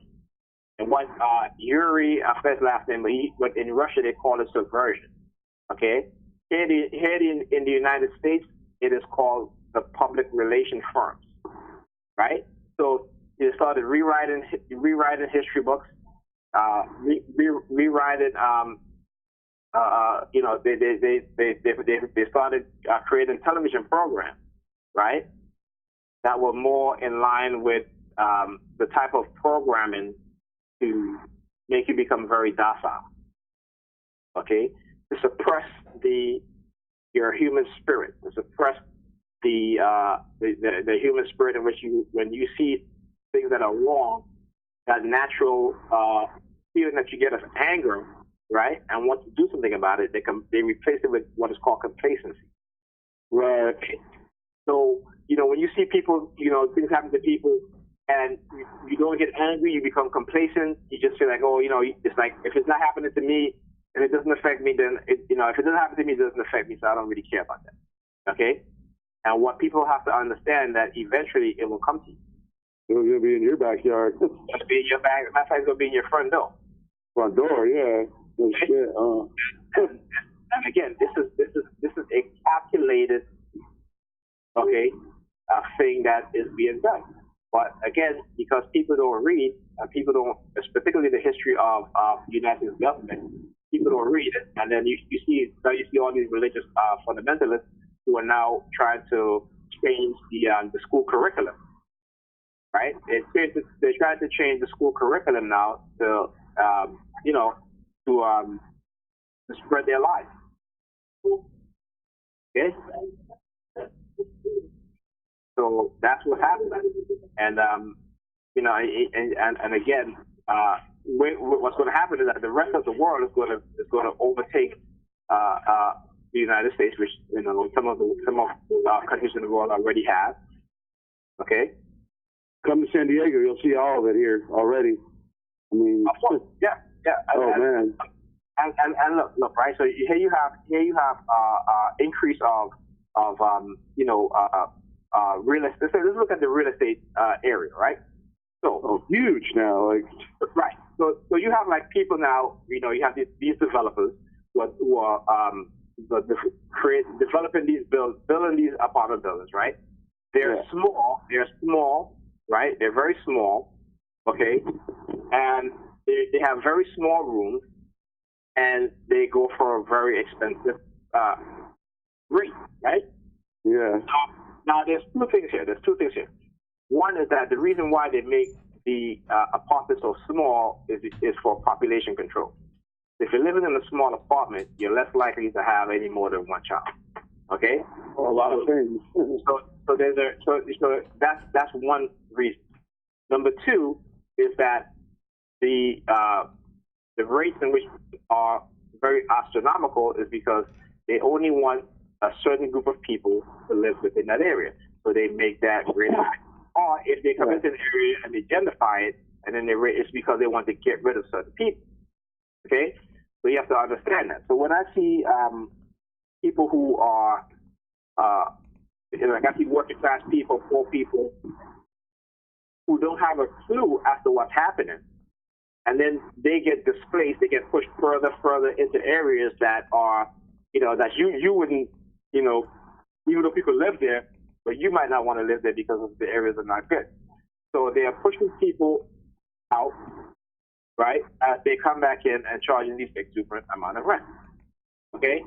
And so there is, like I said, there is there's two things that's being done. And so then on top of that, you also have now an increase in homelessness, right? You have increase in food, service, and goods, right? But you don't have an increase in salary, right? Right. Then these religious fundamentalists who are, because they know religion is about business, right? That's what it is. So when they get into office, what they do, they take away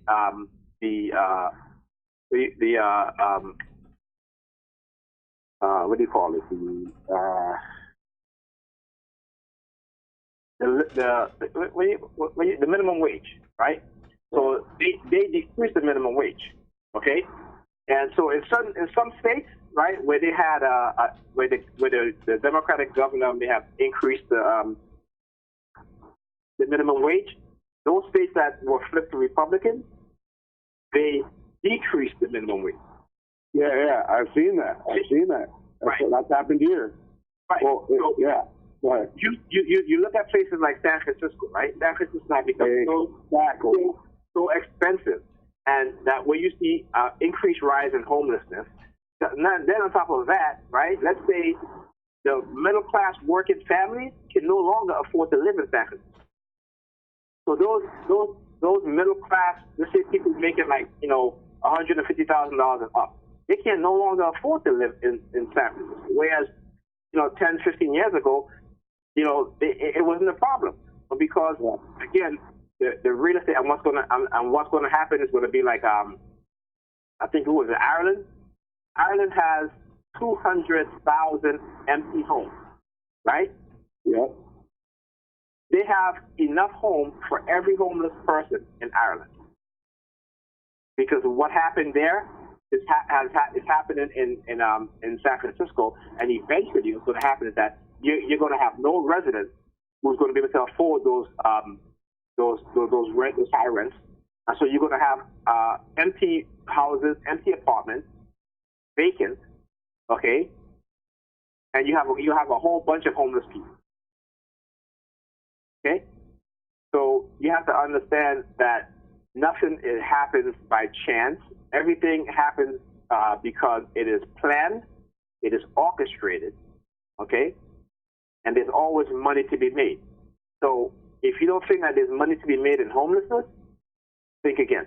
Look at some of these religious institutions who get hundreds of thousands of dollars each year from the government to feed the homeless. And they probably use a quarter of the money that they get to feed the homeless, and the rest, the 75%, they take it in pocket. Or okay? Open up new agencies or something, It is, when you are living in a capitalist country, everything is about business. Everything is about money. Nothing has happened by chance. Homelessness, poverty, it is all orchestrated because there are people who are wealthy, who are making money off of it. Even the prison, the prison industry. The prison industry is big business now. We have all these private prisons. Yeah, okay. Psychwards are private now too, down there. There you go. Right? Everything is about business and money, and people have to understand that religion is about money. Business. You get everyone on meds too. You can figure, the state's already paying for it. With the lower population, right? Yeah. Right, but people don't understand this, okay? Yeah. And they should understand it, and they should be informed of it. But again, you know, like I said, we are living in the age of information, right? And then, but then some people are scared of information because, again, they're so indoctrinated, right? Mm-hmm. And they've been conditioned with a fear-based program, which says that if you don't believe in such and such, then you're going to burn in hell. Okay, so it's all a fear-based condition. All they have to do is just research and understand, you know, why that is, because the history is there. You know what I'm saying? It's documented. You know, see, that's the crazy thing, is that these things are documented to show you where it is that these things started. There's history on it, okay? There's chronological, when I say chronological, I mean there are documents that are dated historical dates, right? That talks about how such and such was created, how this was created, what happened, you know, who changed this and who changed that. You know what I'm saying? It is all documented. But people are so indoctrinated with this stuff that they become fearful of the truth. Because, again, they've been thought about their soul, and their soul is going to burn in hell if they don't believe it. So that's a very powerful. Let me tell you something. When Alexander the Greek went into Egypt, when he conquered Egypt, and he saw that he didn't have to use, you know, his army to conquer the Egyptians, he wanted to know why. He wanted to know why the majority of the Egyptians didn't fight him back, right? Because, you know, back then the Greeks were very brutal. They were very brutal people, and they, you know, so when he found out that it was because of their spiritual belief system, right? He wanted them to make him into a god because he wanted to be worshipped, right? Right. Then after his death, his general took over, Ptolemy the First. He also, in the beginning, he didn't want to become a god. What he wanted the Egyptians to create a god, right, in which the Greeks could worship. Okay, so from there, that's where you got the Greek mythology of Zeus and you know, you have the mythology about especially Medusa. So you know, the Medusa is the woman with the snake, the body of a snake, half the body of a snake, and her head has snakes in it. Yeah. Well, that's based off of the Egyptians, where the women had dreads, right? So they had not I shouldn't say dreads, they had locks. Okay. So when Herodotus, when he visited in his travels, when he visited North Africa, he saw these Africans with the locks. He said that they look like snakes. So you have the Greek mythology of you know, all these mythological figures. Those are all based off of Egyptian. I wouldn't even say deities, but because what the Egyptian spiritual belief system was that it was a set of principles. So you have the sun, which the sun,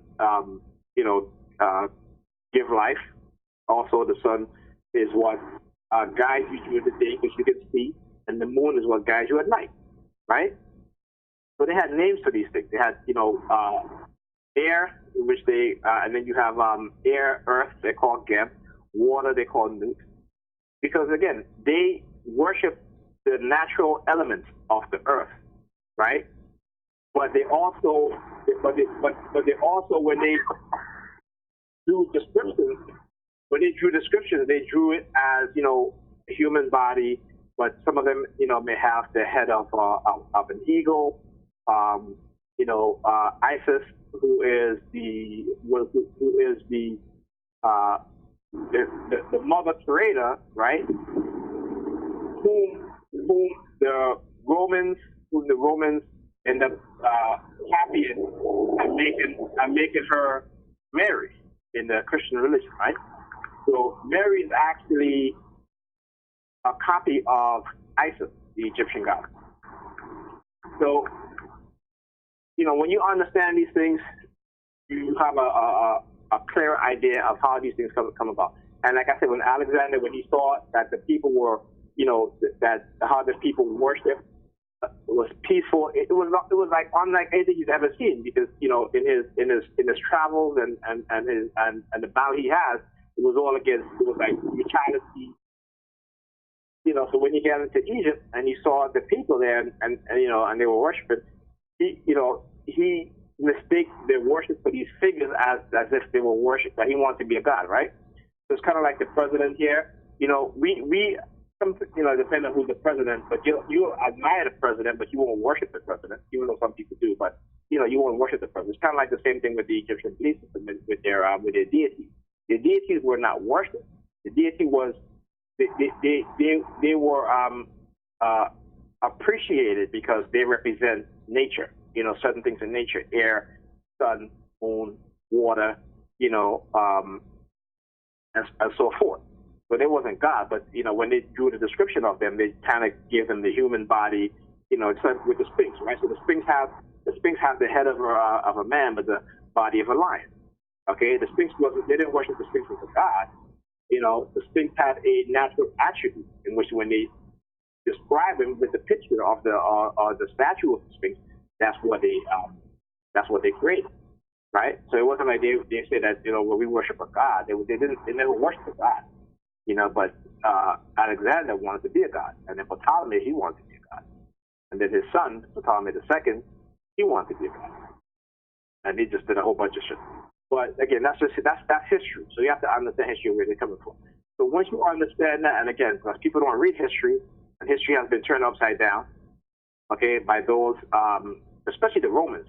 The Romans did a lot of stuff, and they destroyed a lot of historical documents.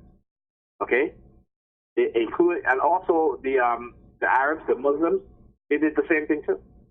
When they went into Timbuktu, they destroyed almost 200,000 books.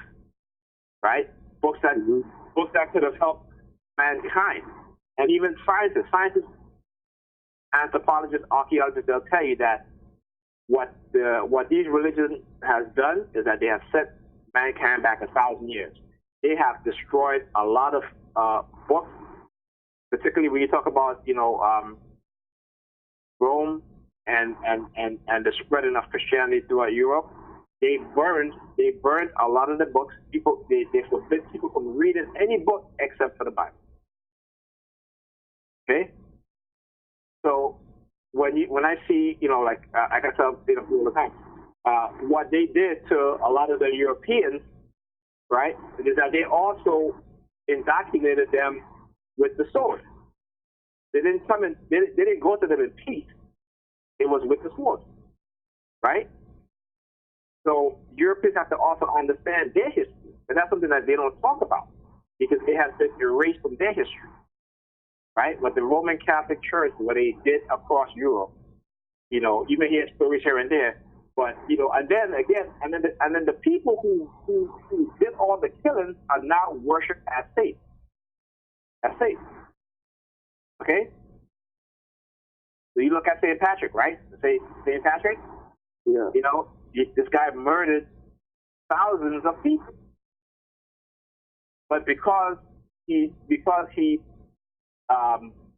convert Ireland to Christianity, they made him into a saint.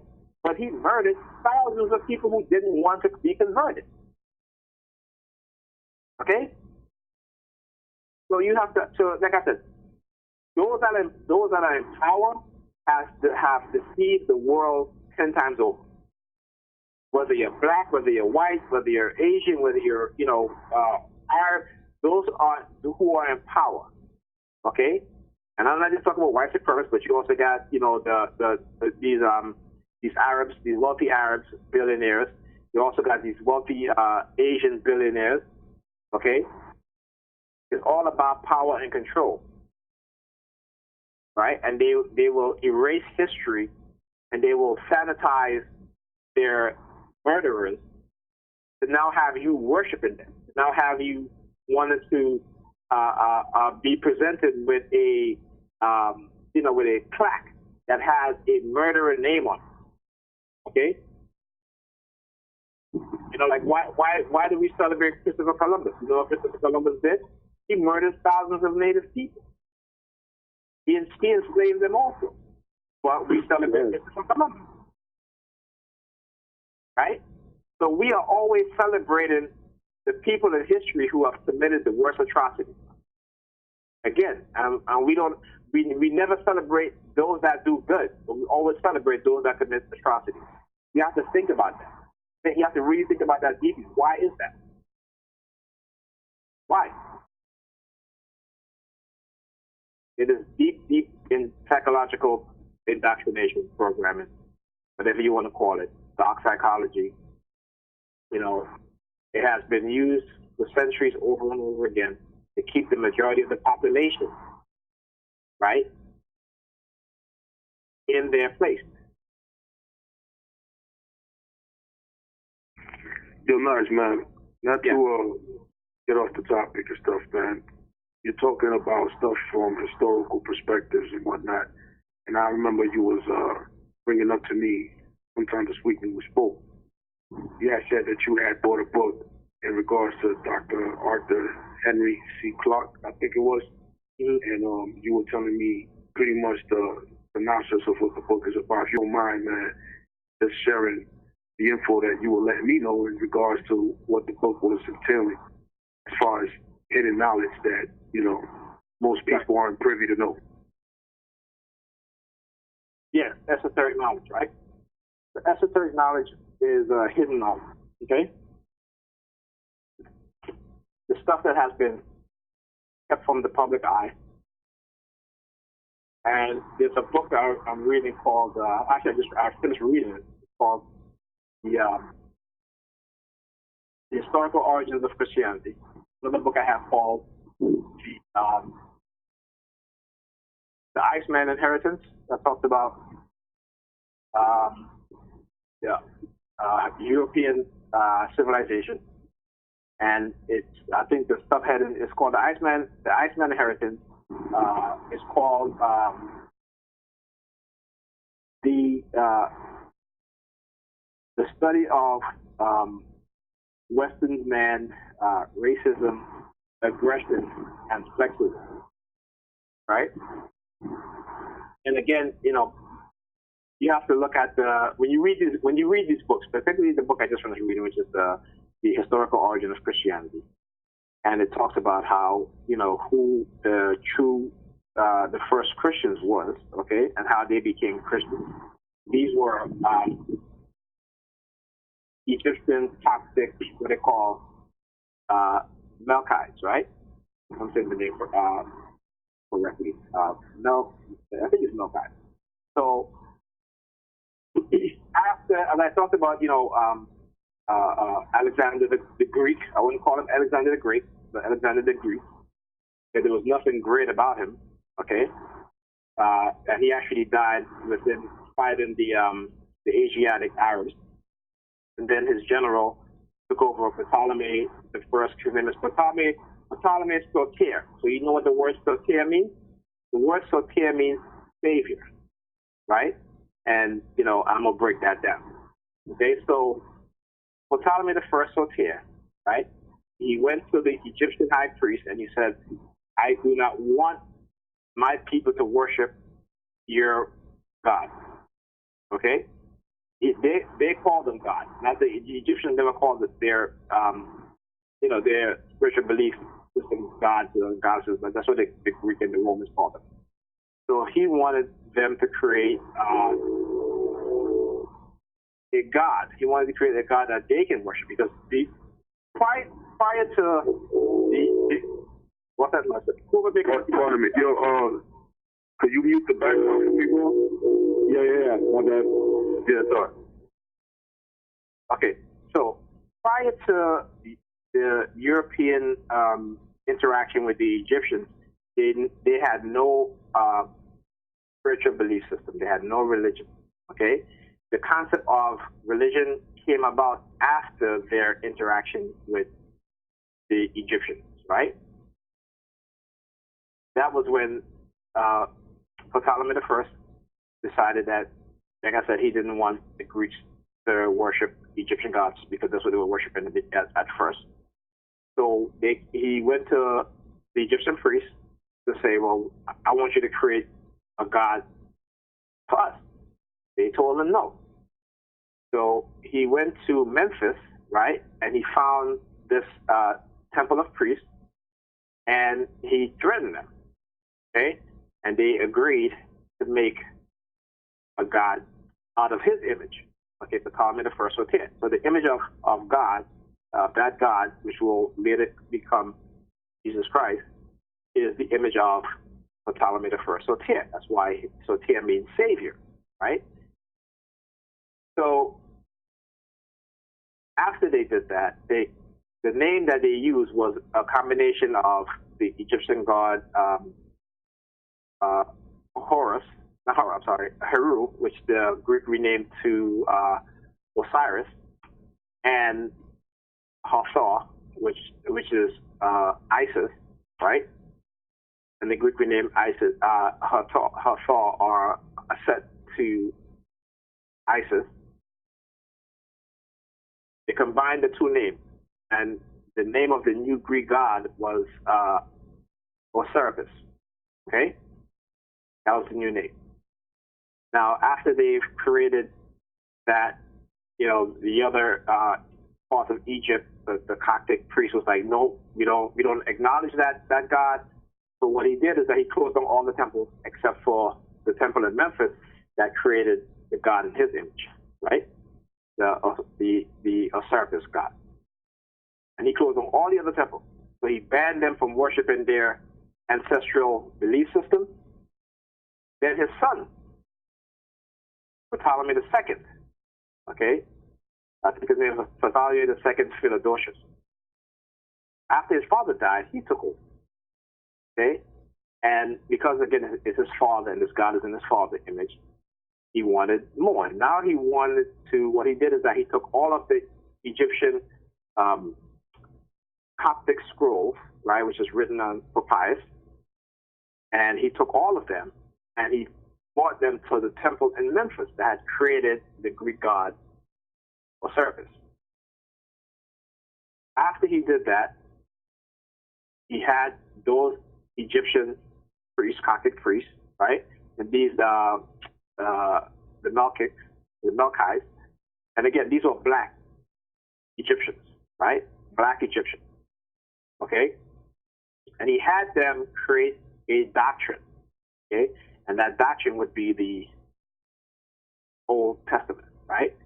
In which they will revise, and then they'll start changing the names, because again, when you read the Bible, right, the Bible is full of allegories, but it's also about astrology too, because the Egyptians practice astrology, right? And a lot of the symbols within the Bible, you can trace them directly back to Egyptian mythology, right? Egyptian spiritual belief system. Okay. So when he did that, these Coptic priests, they rewrote, they translated their belief system into this new doctrine. Okay. And then they also dropped the O from Osiris, and his name was now Serapis. Okay? So Serapis became, after they lost to the Romans. The Romans came in, and the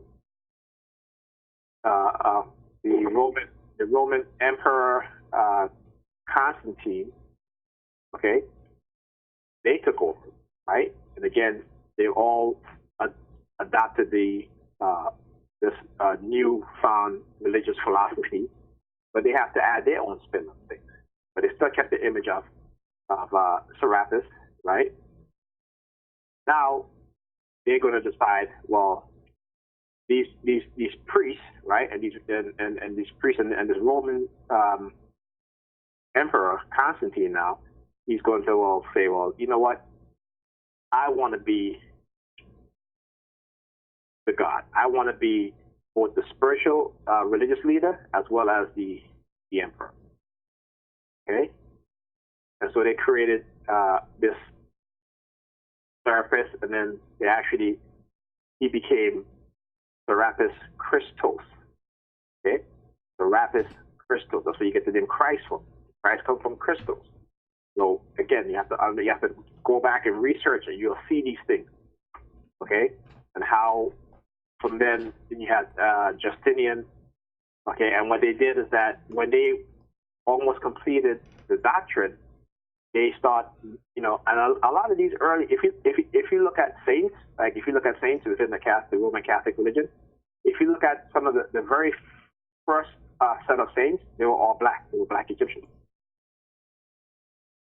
Okay, so what Justinian did is that he started murdering these Egyptian Coptic priests, because now they have to get rid of anyone who know the truth, right? They have to get rid of them, right? And again, those Egyptian Coptic priests, they became the Christians. They became the very first set of Christians. Okay, it isn't like what the Bible talks about, this and that. These people become the very first set of Christians because they're the ones who wrote the Christian doctrine. Okay? The name Serapis crystals, right, then became Jesus, what is called Jesus. Okay? And this was like 750 years later. So it took them 750 years later to compile all these things into a doctrine. It didn't just happen in 100 years, 200 years. They had to go through many meetings. The Council of Nicaea, the Council of Chalcedon, the Council of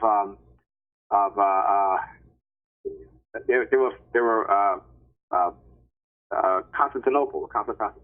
There's like a whole bunch of meetings that these people have.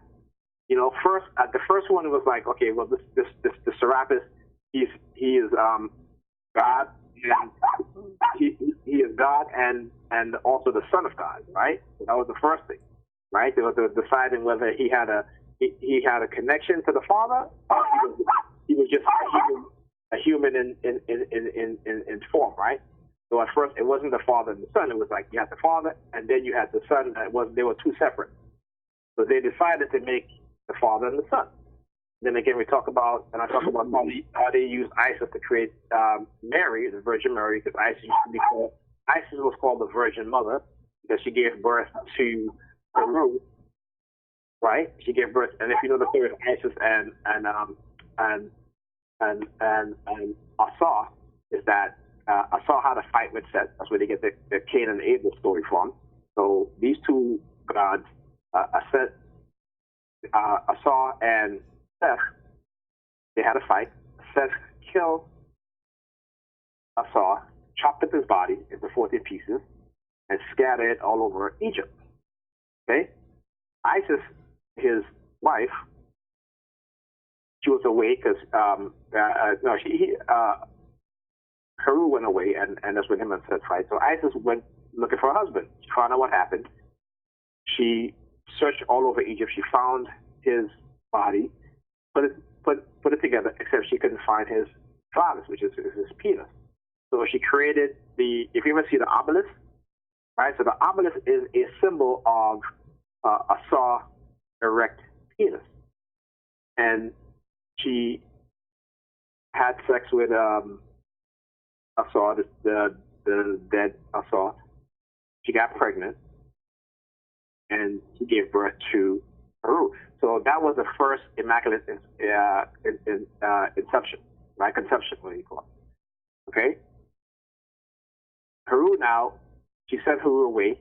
Again, if you remember, Joseph and Mary had to leave where they were to go into Egypt to hide. This is what Isis sent her son away so he can train and come back to beat the person who killed his father. So you see that there's a connection to that story to a lot of this, to what happened in the Bible. And again, this is because, again, these were the Egyptian Coptic priests that were translating, right, their Egyptian spiritual belief system into a new doctrine for the Greek and for the Romans, right? So there's a similarity there. Now, how they started to use religion, okay, again, is after they burned down the library in Alexandria, they burned down the museum, with all the evidence, all the documents, all the scrolls. They burned it down, right? And then they started from this new doctrine, right? And they started spreading this new doctrine. But then you had other people who did not agree. And they were saying that you had this guy, his name was Irenaeus, and he was like, no, he was like, Serapis is a man-made creature, and we would not worship him, right? So then these people, these set of people, they started their own sect. They called it the Mohammedan, right? Which later became Islam. So from Christianity, you had the break-off of people who didn't believe these Greek and Roman theology or this new religion, and they started their own.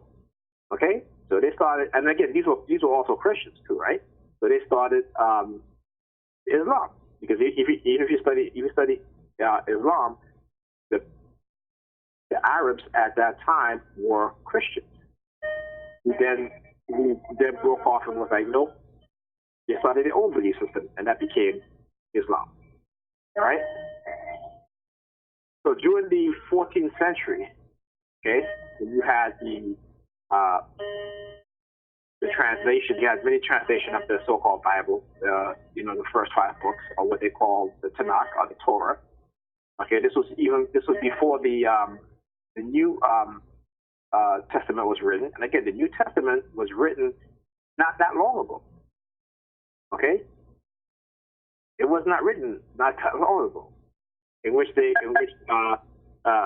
Serapis Christos became the Christ, because he became the Christ before he became Jesus the Christ. Right? So they dropped the name Serapis, and then he was just named the Christ. And then later on, within the 13th or 14th century, he became Jesus, or what they call Jesus the Christ, but there was no letter J. Right? In Greece, they call him Zeus. The god Zeus is actually Jesus. Right? So you hear you hear the similar sound in the name Zeus and Jesus. Right? Before the English changed it to that I to a J, and he became Jesus. And that was in I think 14. I can't remember the exact year, but it was in the 14th century. And that's when you had the king. I think it was King John or what have you, when they with the Pope created the New Testament. Because when you look, and you gotta think critically about this, right? If you read the Bible, Jesus' followers, they were fishermen, right? So they didn't have the intellectual ability to write in the style that is written in the Bible. The people that wrote the Bible were intellectuals. Okay? When you think about it, why would if the Romans killed Jesus, like it said in the Bible, okay? Why would Rome would be the center of the Christian religion? Think about that. It is something that they created, and they created for political purpose and for control. That's why when you read certain things particularly in the New Testament, particularly I like to say this a lot. People when you say Jesus says render unto Caesar what is Caesar, right? But even your Savior is telling you that, hey, if you belong to the Roman, then if you're a slave of the Roman, then you belong to the Roman. Render unto Caesar what is Caesar. Okay? And the slave asks Jesus, I ran away from my master, what am I to do? To send him back to his master. Yeah, think about that. See, when people read the Bible, they don't think critically. They only read what they've been told to read. Okay? They don't understand the typography of the written words in the Bible. When I say typography is a writing style in which they attribute certain attributes to a character, and then later on they'll use a different character, but they'll have the same attributes. So when you look at Moses and you look at Jesus, they have the same attributes. Okay, what happened? Moses led his people out of Egypt. If they were Jesus. Okay? Moses parted the Red Sea. Jesus parted the water. The attributes line up with each of these characters from the Old Testament and the New Testament. That is called typography. Okay? Fishermen at that time, that is supposed to happen with Jesus, did not have the intellect to write in that style. Okay?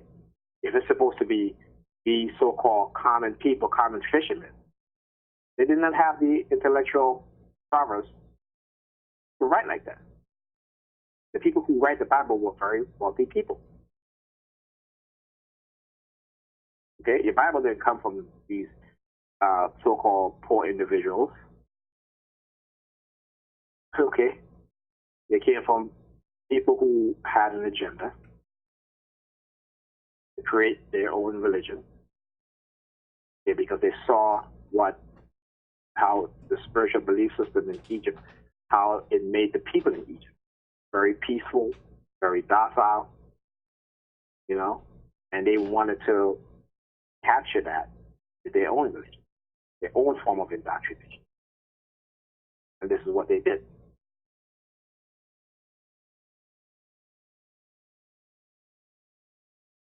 There's a book called Shadow of the Third Century. This is a European historian and scholar who spent years researching history.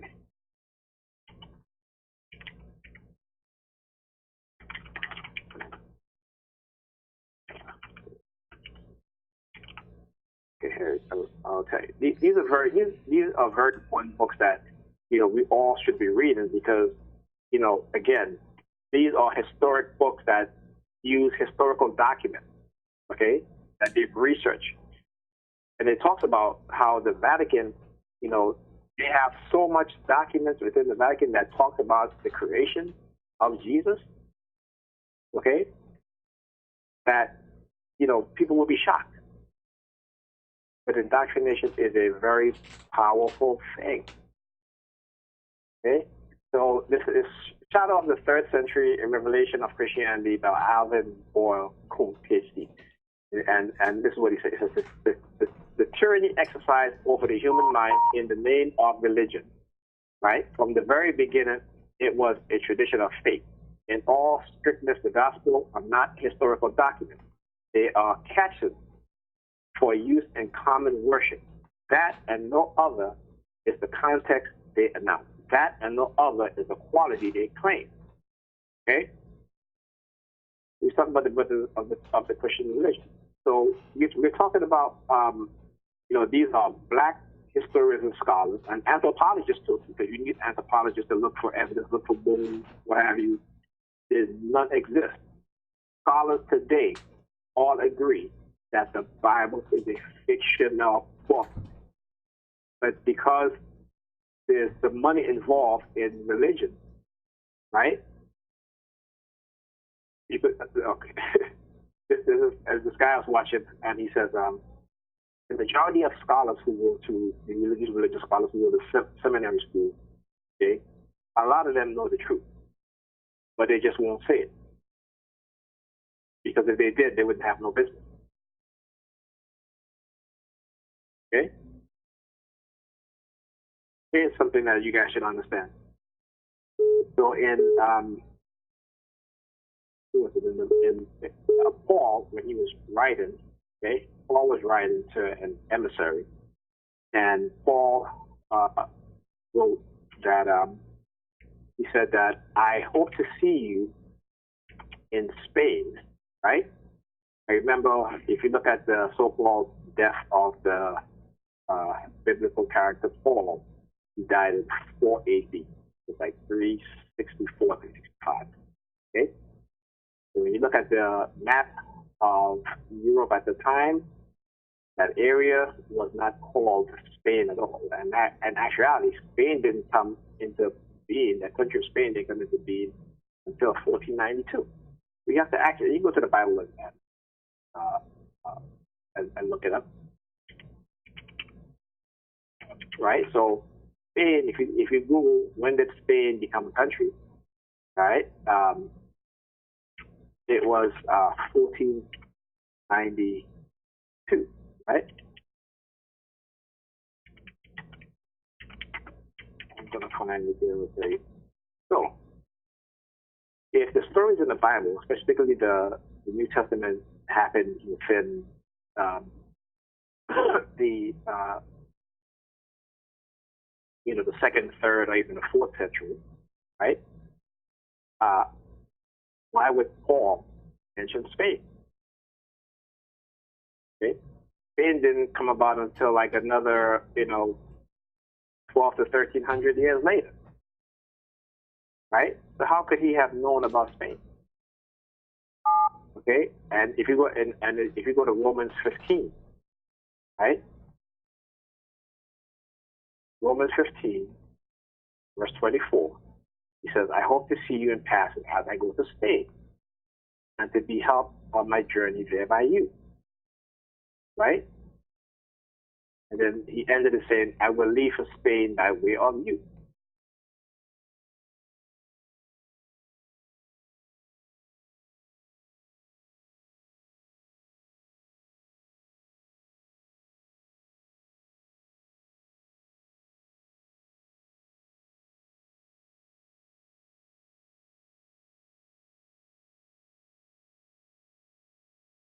Hello?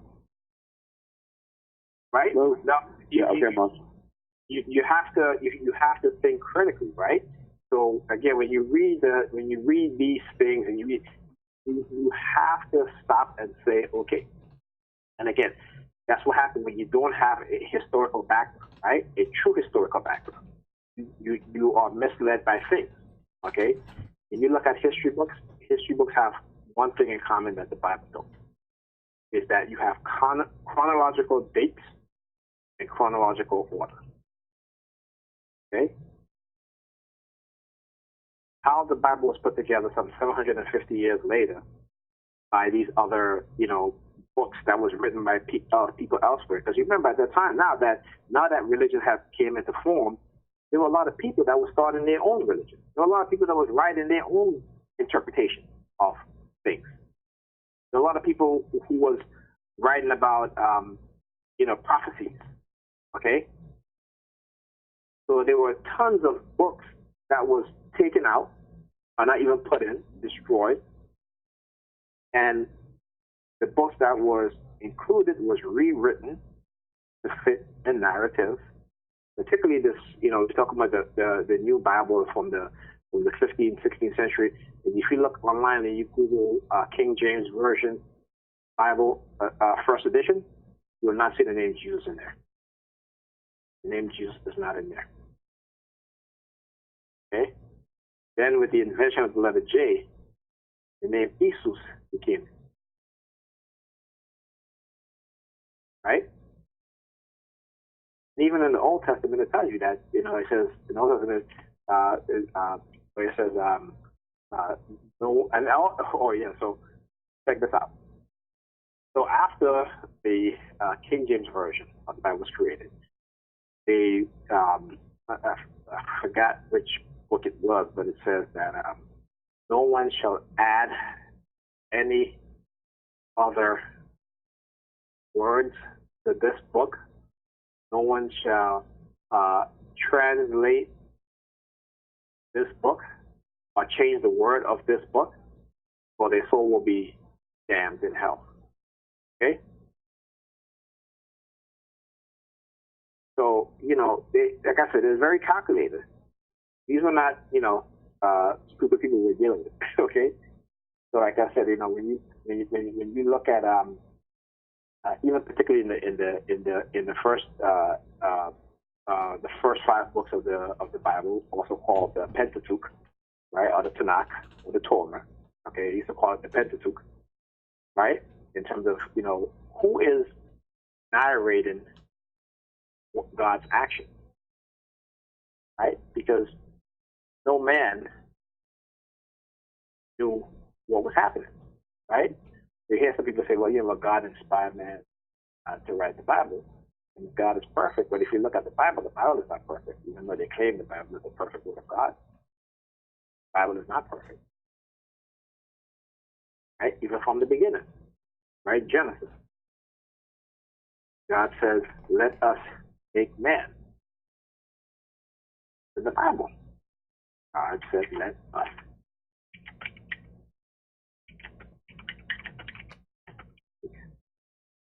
Man in our own image and likeness. Okay?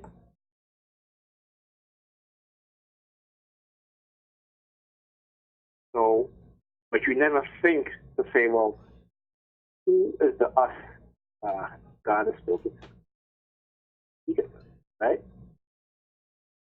Then there are also older versions of the Bible that speaks of God being both male and female. And you want to know where they got that from? Is again in the African spiritual belief system. Because the African spiritual belief system says that they are the feminine force against the masculine force. There is no masculine without the feminine, and there is no feminine without the masculine. It's called duality. Okay? The Europeans got rid of duality and make it what is called a patriarch, a man-made doctrine. They got rid of the woman. Okay? We look at the original Holy Trinity, which is a set and a rule, which is man, woman, and child, right? And the reincarnation, when they believe in reincarnation, but it wasn't reincarnation meaning that when you die, you will be born again in another form or even another human life. The reincarnation is the birth of a child, right? Because when you have a child, that is the reincarnation of you, of the mother and the father, but not also the mother and the father, but the grandfather, the grandmother, the great-great-grandmother, the great-grandmother, the great-grandfather, the great-great-grandmother, the great-grandfather, right? That's why when you have a child, you look at that child as that child grows. That child will look like you. You look like the mother. You may look like the grandmother. You may look like the grandfather. Okay? My uncle had saw a picture of my son, and he said, your son looks like our grandfather. And again, so, the whole thing about reincarnation and all the stuff, the Egyptians or the people of Kemet, like I said, they worship nature. They worship nature, the positive force and the negative force, right? Like the yin and the yang. That's where the Chinese get the whole concept of the yin and the yang. Everything started within Kemet or Egypt, and then it filters. I said people move out into those areas. Those people come in, they conquered, they took the belief system, they create their own, like the Greeks and the Romans did to create Christianity. The Asiatic Arabs did to create Islam, right? But again, and you look at the history of those people, they were all a mixture. But the original, those people who originally created this spiritual belief system, not religion now, spiritual belief system, were Black Egyptians. Okay? So when they talk about Ra, which is the sun, Amun-Ra, the sun, right? They talk about the healing power of the feminine God. Okay, talk about Isis, who is what is called the Virgin Mother. Okay, the female goddess Ma'at. Okay, Ma'at is the symbol of truth, righteousness, justice, reciprocity, and goodness, right? And also balance, right? And from Ma'at, you have the 42 laws of Ma'at, which was some of that. Eight of those 42 laws of Ma'at was taken and put into the Bible as God's 10 Commandments. The only two that they didn't take from that was thou shalt not worship any other god, and thou shalt not make any graven images. Those are the two that the Romans put in there. But the other 8, they took directly from the 42 laws of Ma'at. And again, you have to understand, these were Coptic Egyptian high priests that translated the Egyptian scroll, right, which had the Egyptian spiritual belief system written on it, and created a version for the Greeks and later on the Romans. Okay, this is how religion started. Okay, it was, and that's you know, the writer of the book, the Historical Origin of Christianity, he called them the first Uncatons, right? I think he called them the first Uncatons because they were so fearful of their lives. Because a lot of these Coptic priests, when they fought against the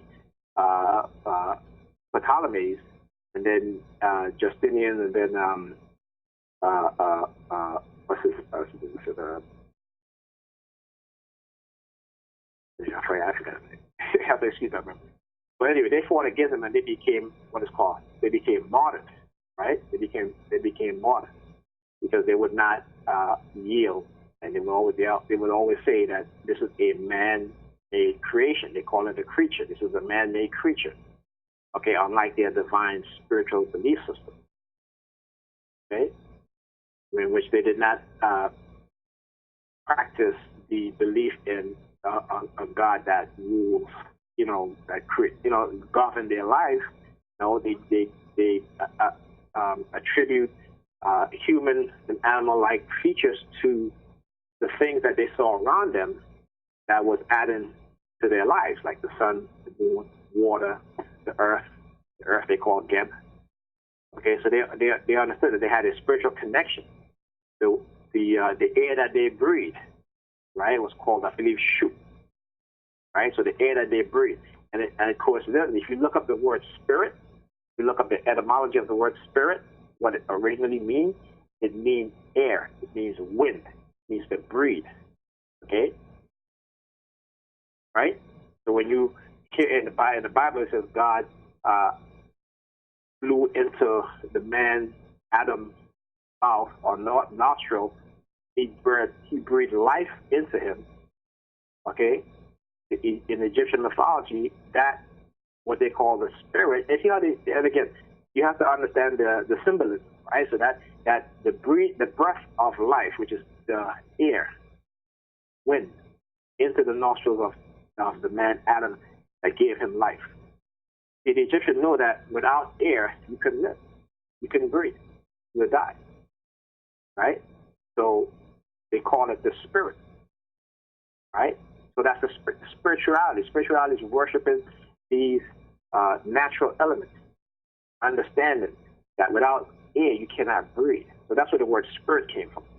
So people, when you see these Christians, they say, well, I'm spiritual, they don't know what the hell they're talking about.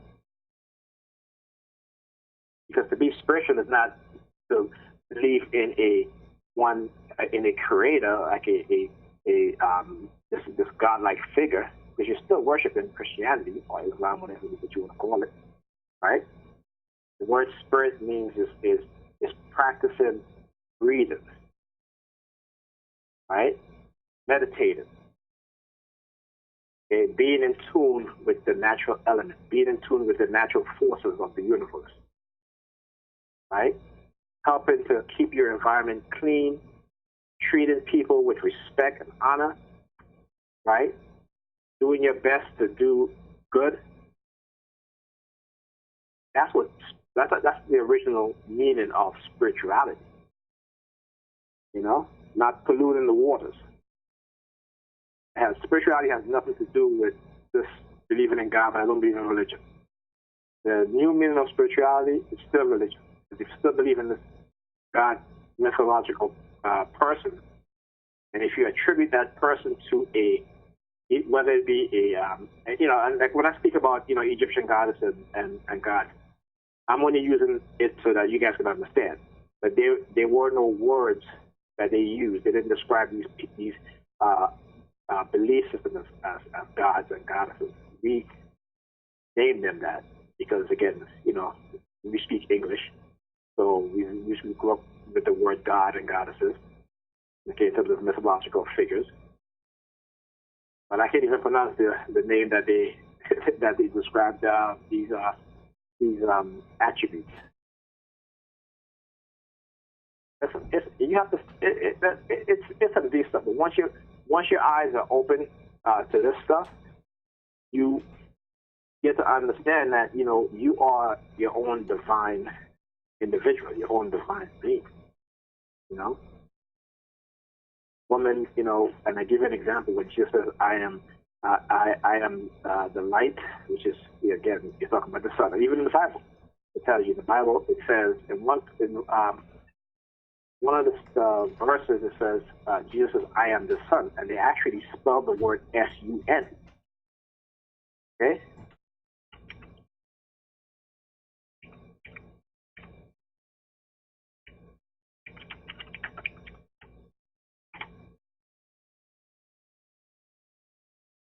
They actually spell the word S-U-N. Okay? And Jesus says, "I am the light of the world." Okay? I am the light of the world. And the light of the world is the sun. S-U-N. So, again, they left clues as to what they were talking about. Even though they were writing it for the Greek emperor and the emperors and the Roman emperors, but when they wrote this doctrine, they left clues so that people who know can history. You have to know how the creation of these religion came into being. Okay, you have to know that.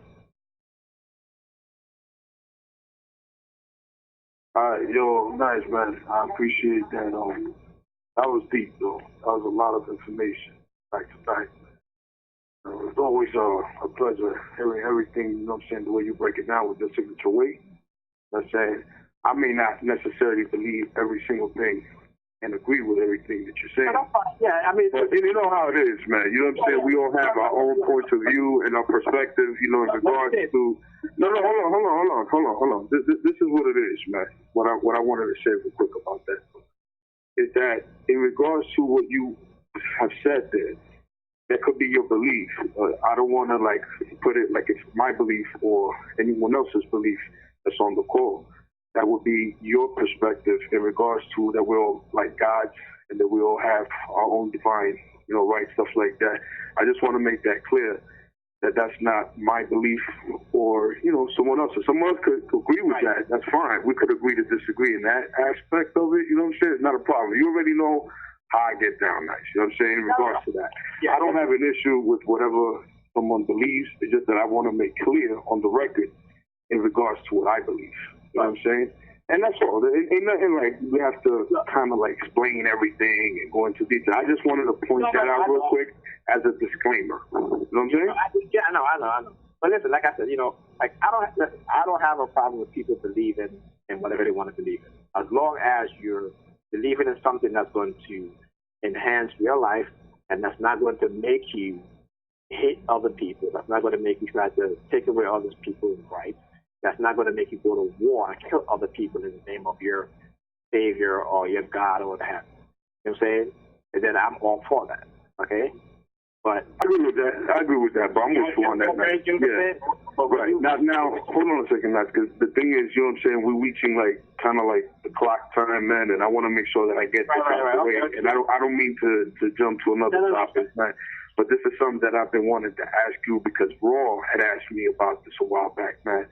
Not necessarily a while back, recently actually, he did bring this to my attention and he wanted to know. So now that I have you on the call and we within the time frame of, getting close to the time to shut it down, I wanted to ask you if you can elaborate going back in time about, because he asked me how long does Nigel know and that he's been aware of his targeting. And as far as I know, since you've told me, it goes back close to 20 years or so.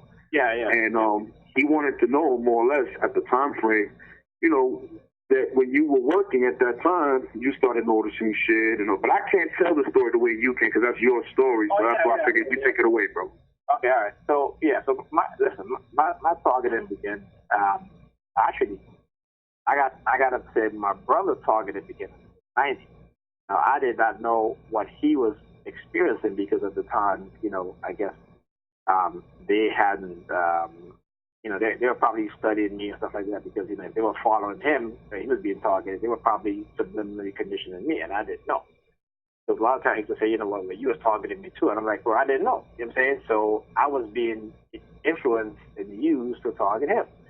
You know what I'm saying? So one night he came to my job and he was like, what's going on? He's like, I've been followed by the police and all this stuff. So I was like, quit your job I have. Fast forward, 5 years later, I was in 2000. And I think that was when he it hit him pretty hard, right? So anyway, 2002, right? I was going through some issues with my older son mother. He and her had broken up, and I think these people went to her because again they were watching me. They went to her and got her and used her to set me up.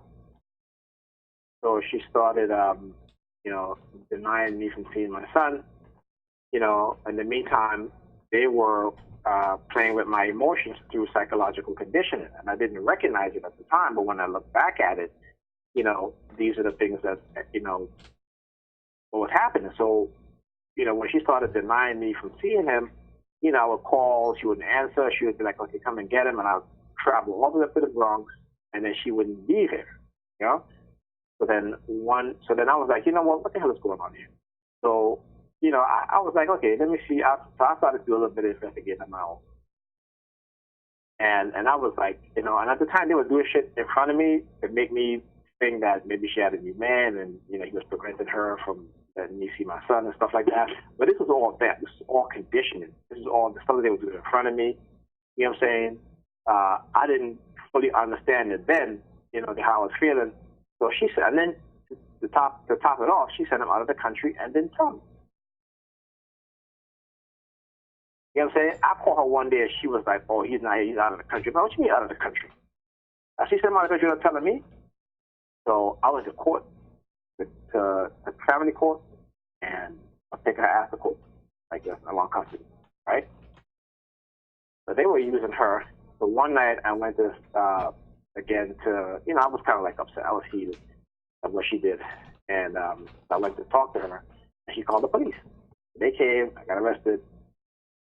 They put like all these charges down. Like I assaulted her. They made me out to be like an abuser. You know what I'm saying? They were like I physically assaulted her, do all this stuff, right? But meanwhile, they took no pictures of her and whatever damage they claimed that I did, right? Because the shit they put on there, it was a long list of shit. And again, that just to show you how these fucking cops are so crooked, that if they arrest you for something, they will make shit up, right, to make sure that you're going to go to jail if you're a black man. Okay? This is what they do. It's been proven over and over again. This is the shit that they do. So anyway, I'm in that jail cell. They woke me up. I fell asleep, and I woke up, and I felt like this stinging sensation in my arm. So when I looked at it in my arm, I saw a needle mark. My head was kind of hazy. I wasn't, I didn't show what was happening. So I go to the central book and see the judge. The judge was like, okay, you can go home and let me go on my own. What do you call it? What's the word? What's the word that they do? Your own reconnaissance or whatever. Is that am I saying the right word? Archie, help me out here.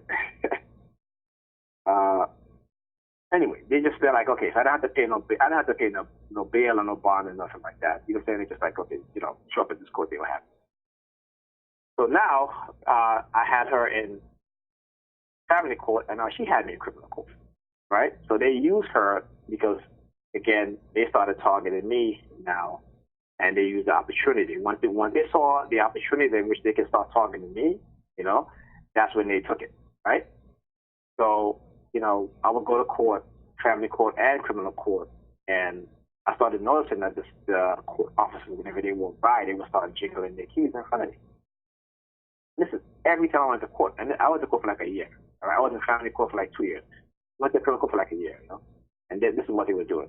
So finally, her lawyer was in the elevator. Her lawyer said to me, I was like, he whispered in my ears. He was like, if you drop the custody case, she'll drop the criminal case. And I was like, wow. You know what I'm saying? So I knew that something was up. And then prior to that, I was walking in Manhattan, and I saw the lawyer, her lawyer, right? At the time, I was being conditioned. I didn't even know. My head was just like, was so wrapped up in the shit that they were doing. And he pointed up at the sky, and I ended up looking up at the sky for whatever reason, because at the time, when they do this to you, it's like they can control your mind very easily, right? So what people used to do, they used to walk past me and then throw like white tissue paper or white piece of writing paper, and they'll throw it on the floor, and I'll just look at the direction in which they're doing that, and then they were like, I told you about that. I told you about that. Remember that?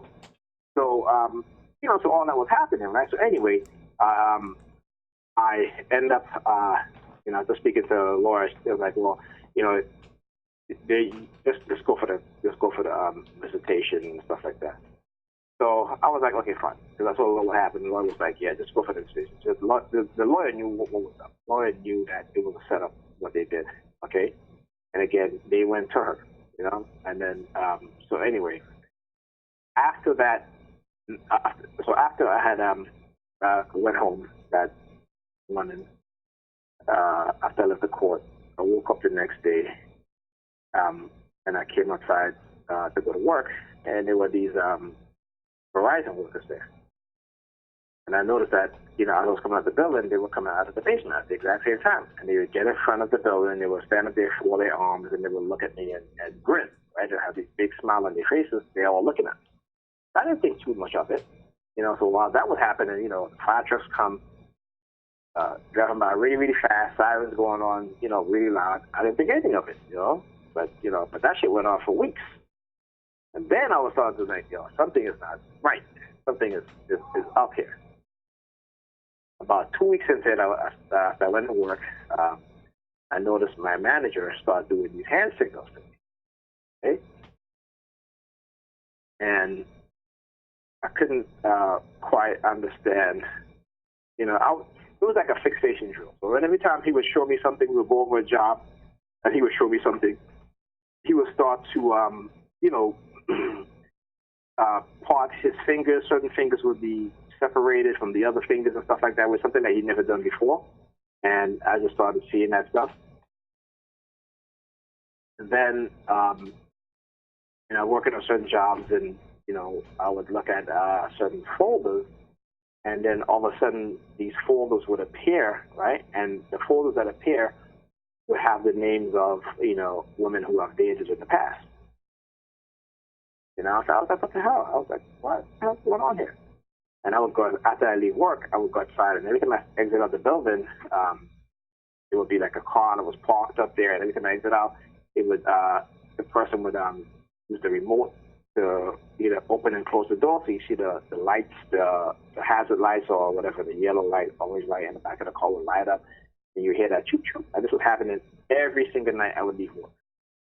At that point, I'm starting to get tired, and I'm like, what the hell is going on? Then I remember one day I was going to work, and I turned on my work block, and the police officer standing on the wall. He had one of his feet up, and he was flashing a license, so I can see.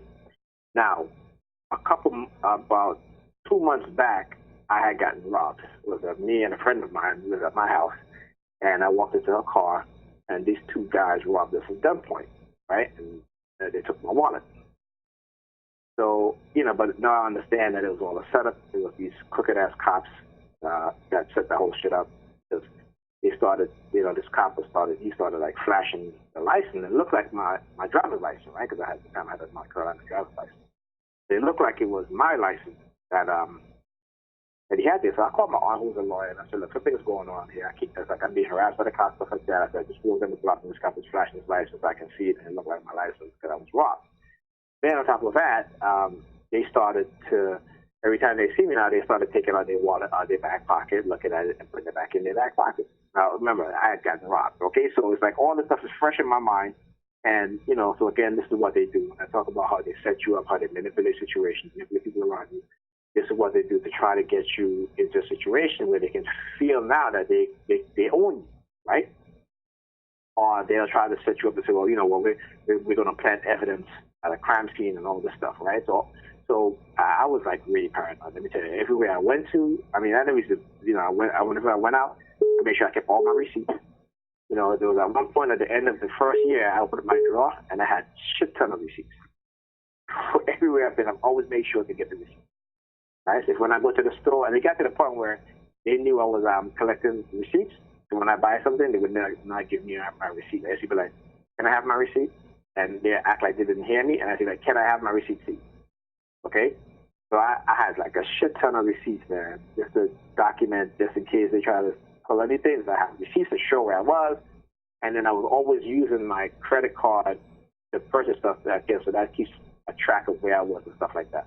Because there are times I would take the train and I would get off at my stop and there would be a police standing there and he'd look at me and he'd look at my watch. I remember one time I'm on the train station waiting for the train. This cop came right up to me, stared in my face, looked at me and walked away. Okay? So these are the kind of tactics that they do. Or if I'm walking on my block, I'll see a police car driving and they'll drive slow. They'll drive alongside of me. Okay? They'll act like if they're getting out of their car. And I just keep walking, but they never get out of the car. You know? So he'll do the action of slightly opening his car door, but they will, you know, I guess they want to see if I'll stop or what have you. But I just kept walking, right? There's a lot of shit, man. I'm talking about, you know, when this was like the heaviest time of my target in the first 6 to 7 months, and then I had a nervous breakdown. And I mean, when I left the house, there was a fire truck passing by. I get on the train, get off the train, fire trucks passing by, go to job, go out to lunch, fire trucks passing by, driving fast, sirens really, really loud. Wherever I was eating at, walk back to my job, fire truck passing by, the noise campaign, left work, walk into the train station, fire truck passing by, sirens blazing, got on the train, get out of the train station, walking home, fire trucks passing by. And that shit went on for months. I mean, there was never any peace and quiet. At nighttime, there was like fire trucks passing on the sirens. And I think it got so bad that people started complaining, all of a sudden they stopped. After about a year and a half of going through that shit, like basically almost every single day. You know, I remember I used to go out on dates. We go to a restaurant, and there'll be a fire truck parked from the restaurant. I remember I was on the train, and I had to pee so bad. And me and my date, she was like, well, you know, we're on the train. I was like, well, we can get off here. I said, there's a restaurant here that I can probably go use the bathroom with. So we got, because I had to go really bad. So we got off the train. Guess what? There was 2 fire trucks parked up outside of the restaurant. But that's some scary shit. I'm saying, especially when you don't know what the hell is going on. You know. Then one night I was at my job, and I was going to dinner with a friend of mine, a female friend of mine. And I was singing a song, man. It was a reggae song I was singing. You know, I was just like trying to keep my mind off of the shit that was going on. So, you know, I was just like singing the song in my head. And, you know, we went to this restaurant. And we came out of the restaurant with a police car parked in front, across the street. And we got out of the restaurant. As soon as we got out of the restaurant, the police car made a U-turn. The officer on the passenger side rolled on his windows. And he started singing the song I was singing in my mind. I wasn't singing it out loud. Anything at my job. I was singing it in my mind. He started singing the same song. And then I was just shocked. And I just stood there. And then my friend, she looked at me and it's like, I could see like the tears all up in her eyes. And then from there, I walked to the train station, and I went home, and I never spoke to her again. She never called me either. She never called me to see, hey, Nigel, what's going on? How you doing? I haven't heard from you. She never called me. So at that point, I knew that they got to her, and she was a part of it, right? And that night was when I realized that I was microchipped, right? So I started doing research. Then I found the information of remote monitoring. Was this early 2000s? Yeah, early 2000s. Okay. Then on top of that, how I found out about the psychological programming was I was a hospital over here. It's called Interface, and I went there to see the doctor, psychiatrist, and I saw this guy. This guy was acting. I think my mom was with me at the time, and this guy was acting like very mean. I was like, why is he acting? Why is he acting so mean? She was like, no, he's not acting mean. I was like, yes, he is. So I had to go visit him like twice a month, and I was walking through the corridors, and something just said look up, and I looked up, and there was a plaque that says behavioral modification. Okay, so I wrote it down, and I went home. This was I think it was at night too. I went home and I got on my computer and I Googled behavior modification. Okay, that was when I found the website fatneck.org that talked about coercive persuasion, which is a form of behavioral modification. And when I began to put two and two together, and I began to understand, this is experimentation that's going on here. Then I found this blog by this guy,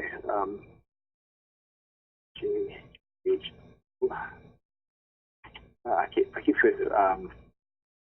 forgetting this guy. Let me try to find it. It's JBHL or JHBL, something like that.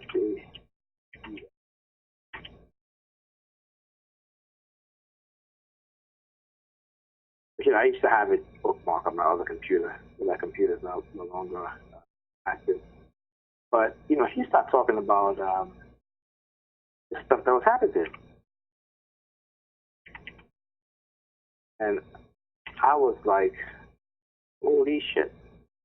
After reading what this guy was talking about, I was like, yeah, dude, this is exactly what happened to me. And he was talking about how they use these teenage girls to approach him and have these conversations with him. And that was happening to me. And he was like, whatever you do, do not engage in any conversation. And then that's when I stopped engaging in any conversation.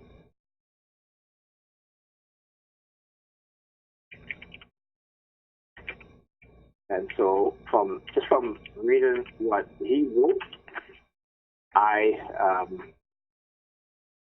no longer would talk to any teenage girls that would approach me and want to ask me questions.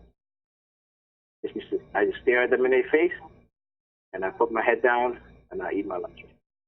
So then what they started doing is that they started going to, like, I go to McDonald's or Wendy's or have you. They will come and they will stand in front of me. They will turn their back towards me, and they will just bend over and put their upper body on the table, right? And I was just like, what the hell? What is going on here? And and at the time, you have to understand, my mind was just, in like a total transit mode, right? So I always felt like I was in a trance. You know what I'm saying? Because they had control of my mind. They wherever they wanted me to look, I would look. You know what I'm saying? They would just walk up to me and point left, and I'll look left. Or point right, and I'll look right. Or they'll throw a white piece of tissue on the floor, and I'll look down at the piece of tissue. Okay. Now, all while this was going on, I was still trying to date. You know what I'm saying? Not understanding and realizing that what was really truly happening. You know what I'm saying? I had somewhat of an idea. You know what I'm saying? But remember, too, I was also seeing a psychiatrist, so it was like, you're suffering from paranoid delusional, whatever. And I was like, so at that point, I was like kind of 50-50. I used to do shit to see if it was really suffering from paranoid delusion or it was really for real. And because they were watching me, so when I started taking the medication that was prescribed to me, my targeting was still there, but it decreased a lot, right? And then after about 2 months, I was like, let me see if I don't take this stuff for a week and see what happens. And then my target would pick up, right? But it wasn't until much later that I understand, because they were surveilling me through the microchip. They know whether I take the medication or not. But it didn't make a difference, because it got to the point that even when I was taking the medication, but because I was going out and doing, regular things, that they were still targeting, they was to target me tremendously. And it wasn't until I realized that, this type of targeting is meant to isolate you and to keep you inside, isolated, keep you inside and alone, right? And so I didn't understand it until much later. But in the beginning, I used to attribute to maybe I really did have, you know what I'm saying? I was like, maybe I really did have a mental, but no, I didn't. Because like I said, I like to figure things out, so I would go through trial and error. Okay. And let me tell you, right? I have stopped seeing my psychiatrist. I can take the medication probably every now and then, right? Depending on how bad I was being targeted. And I used to use it because it would put me to sleep like this. I would just be knocked out when I take that shit. But I only used to take it when they were targeting me heavily and I couldn't sleep deprivation. And so that was it. And then after I confronted my my last therapist, because he was telling me that he doesn't believe in this anything such as coercive persuasion, and I had to show him, and I finally was able to, because even when I was feeling, he was still targeting me. When I used to go see him, he was targeting me, and then I would hear the police sirens or the fire trucks and stuff like that. So at that point, I knew that he was part of it. And even before him, years ago, earlier during my targeting, even this was before my targeting, I used to go see a psychologist, right, to talk about the problem I was having with my son's mother, my oldest son's mother, right? And every single time that I went to visit this guy, he was getting facts from the NYPD. Every single time, he would always, if I'm in the office within 5 minutes of seeing him, I'm in there talking to him, he would pull up a fax that had the NYPD head on. And at the time, I didn't put two and two together. You know what I'm saying? It wasn't until, years later, when I started to think back on things, you know what I'm saying, that I was able to see how it was that they were targeting me, but at the time, you don't see it, right? And so just like in the coercive persuasion program, right, you don't see the initial conditioning, right? So you don't see the initial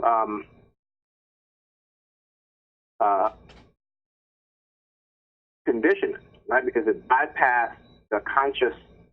Let me go to psychologicalharassment.com.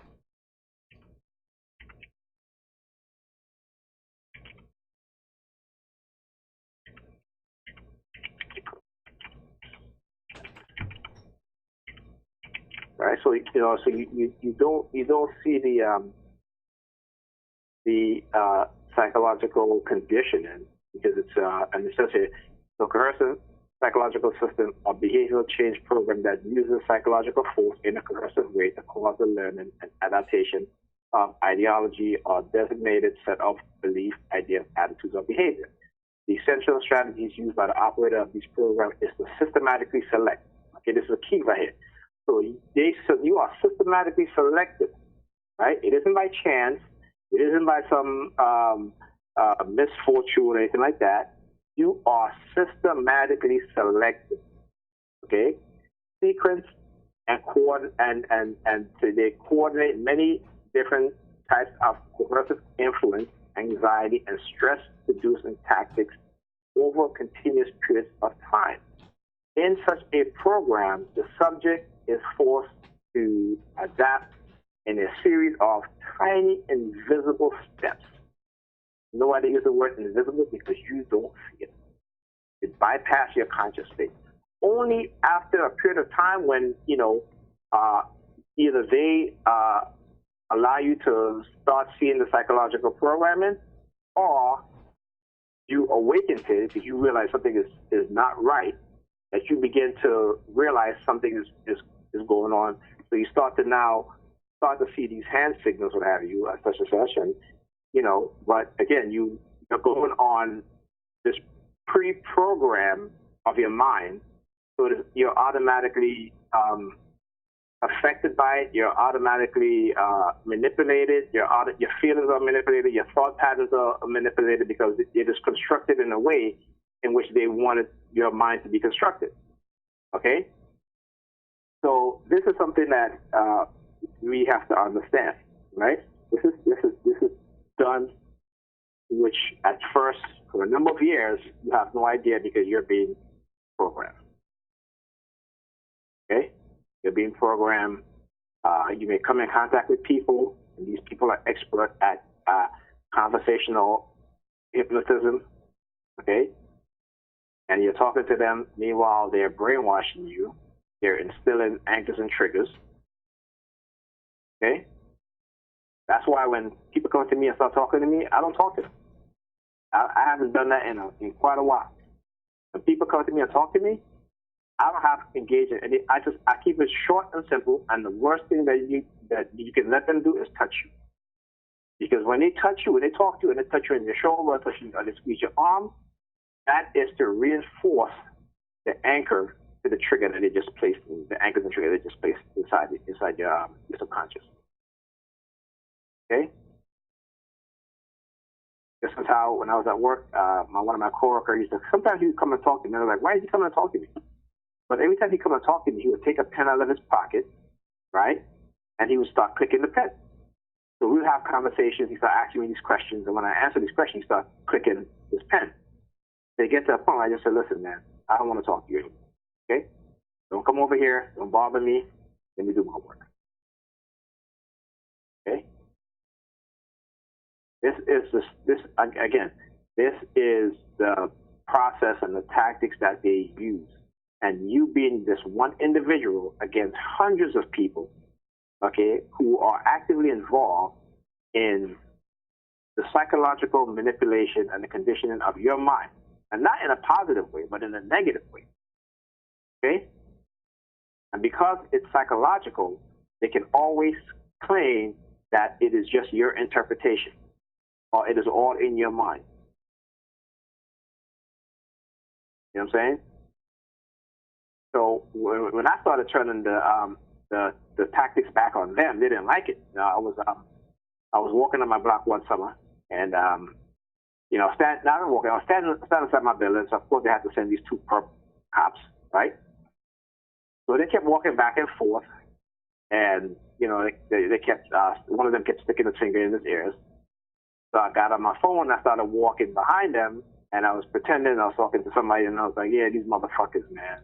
They're walking up and down here like they're fucking gods or whatever, you know what I'm saying? But they're a bunch of pussies.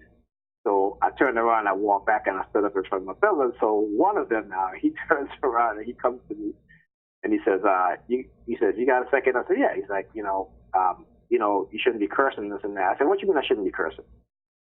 He's like, you shouldn't be cursing. I said, is this not America? When I have freedom of speech, I can say fuck, pussy, whatever it is that I want to say, because it is my freedom of expression and my freedom of speech to do so. As long as I'm not yelling out fire in a building to get people wild up and get injured, I can say whatever the fuck I want to say. Right? I said, so I told him, I said, so he was like, he said to me, well, I felt that you was talking about me. I said, officer, That was all in your head, man. That was all in your head. And I started laughing. And he was like, no, it was all in my head. He was like, yeah, that's all in your head. Because that's the same shit that they would say to me, if you know what I'm saying, when I would, like, well, why are you targeting? You know what I'm saying? So I started flipping the script on it. You know what I'm saying? And, that was, I had gotten in touch with Derek Robinson from FSCHS at the time. And I was still doing a lot of research and shit like that. And I think it was like 2004. That was when people really started coming out and putting their stories online. And I found the freedom of covert harassment and stuff like that. So I called him, we talked for a minute, and he was like, well, he's doing this show, and I started doing that show, stuff like that. But I had to get off his show pretty quick because the people that would come on his show, we could tell that they were disinformant agents and perpetrators. But he didn't know how to handle it, and he would just let them just run amok. And they were targeting the shit out of me on his show.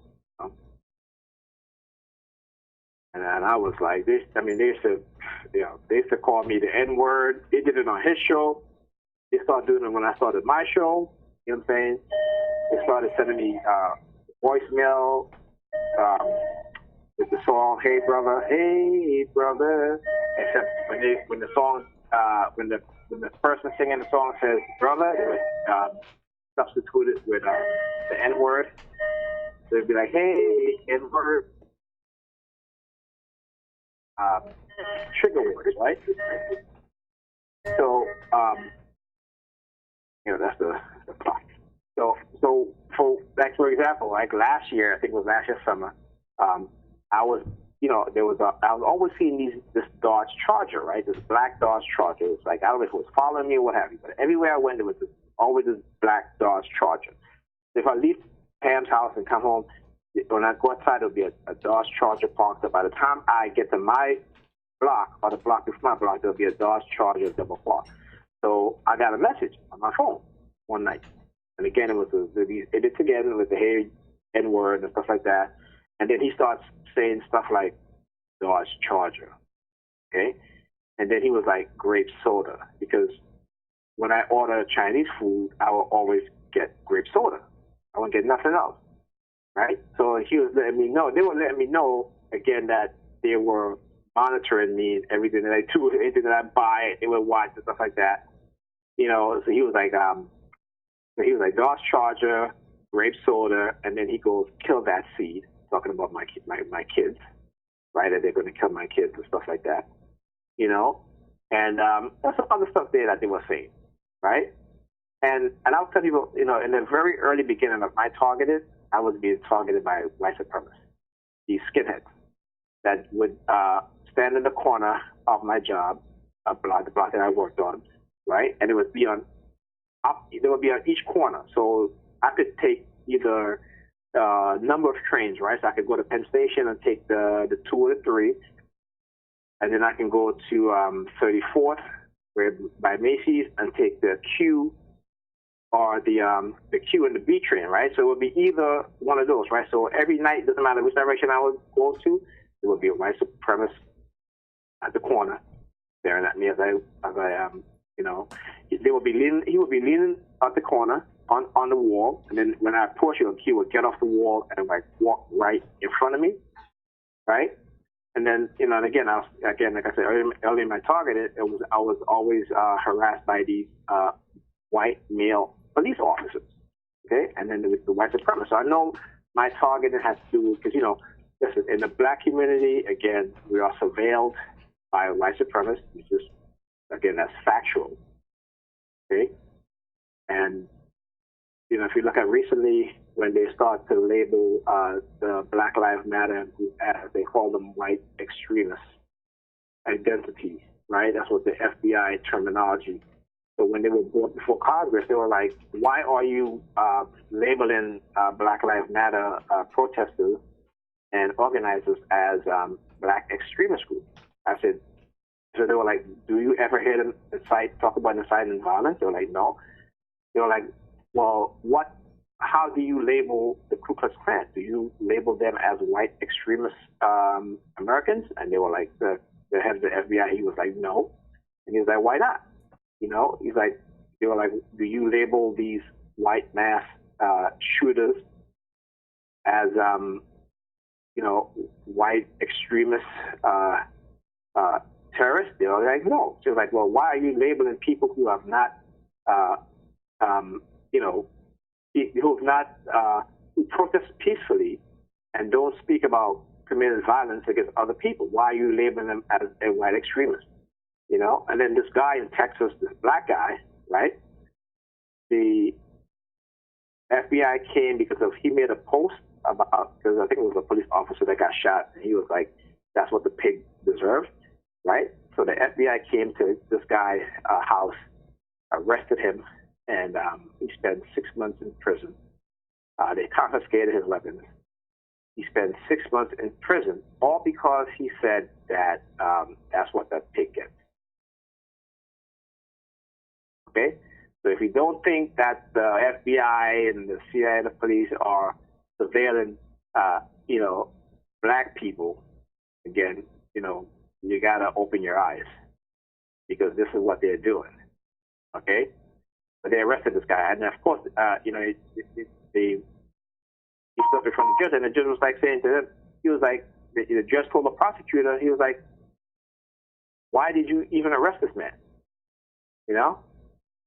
Why did you arrest this man? The judge was like, you had no reason to arrest this man, and he spent 6 months in jail.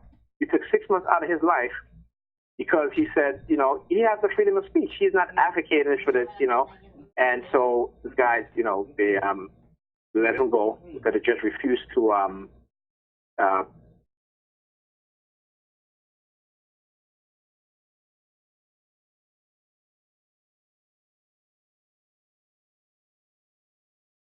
You there?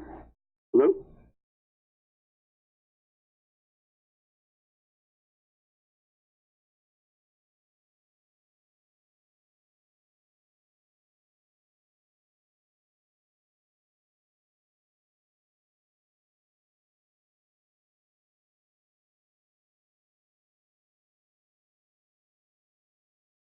the prosecutor was angry, okay? and I was like, why is he angry? The guy didn't do anything. Why, and then they said that the guy made a terroristic threat, which clearly he did. So the judge refused to let the case go through, and they let him go, and then, they returned his gun to him. But, and this was on, you could actually go to YouTube and you go to Vice, because his story appeared in the news, the show Vice, and they returned his weapons to him, but they follow him now. Everywhere he goes, they follow him. And as they were doing the interview, they were like, these two cops came up to him and they were asking him, they're like, everything is all right, and this and that and such, and, in the space of a week, every time he went outside, to talk, to give an interview, the cops would have a police car parked up right in front of the park that he was doing the interview at. Okay?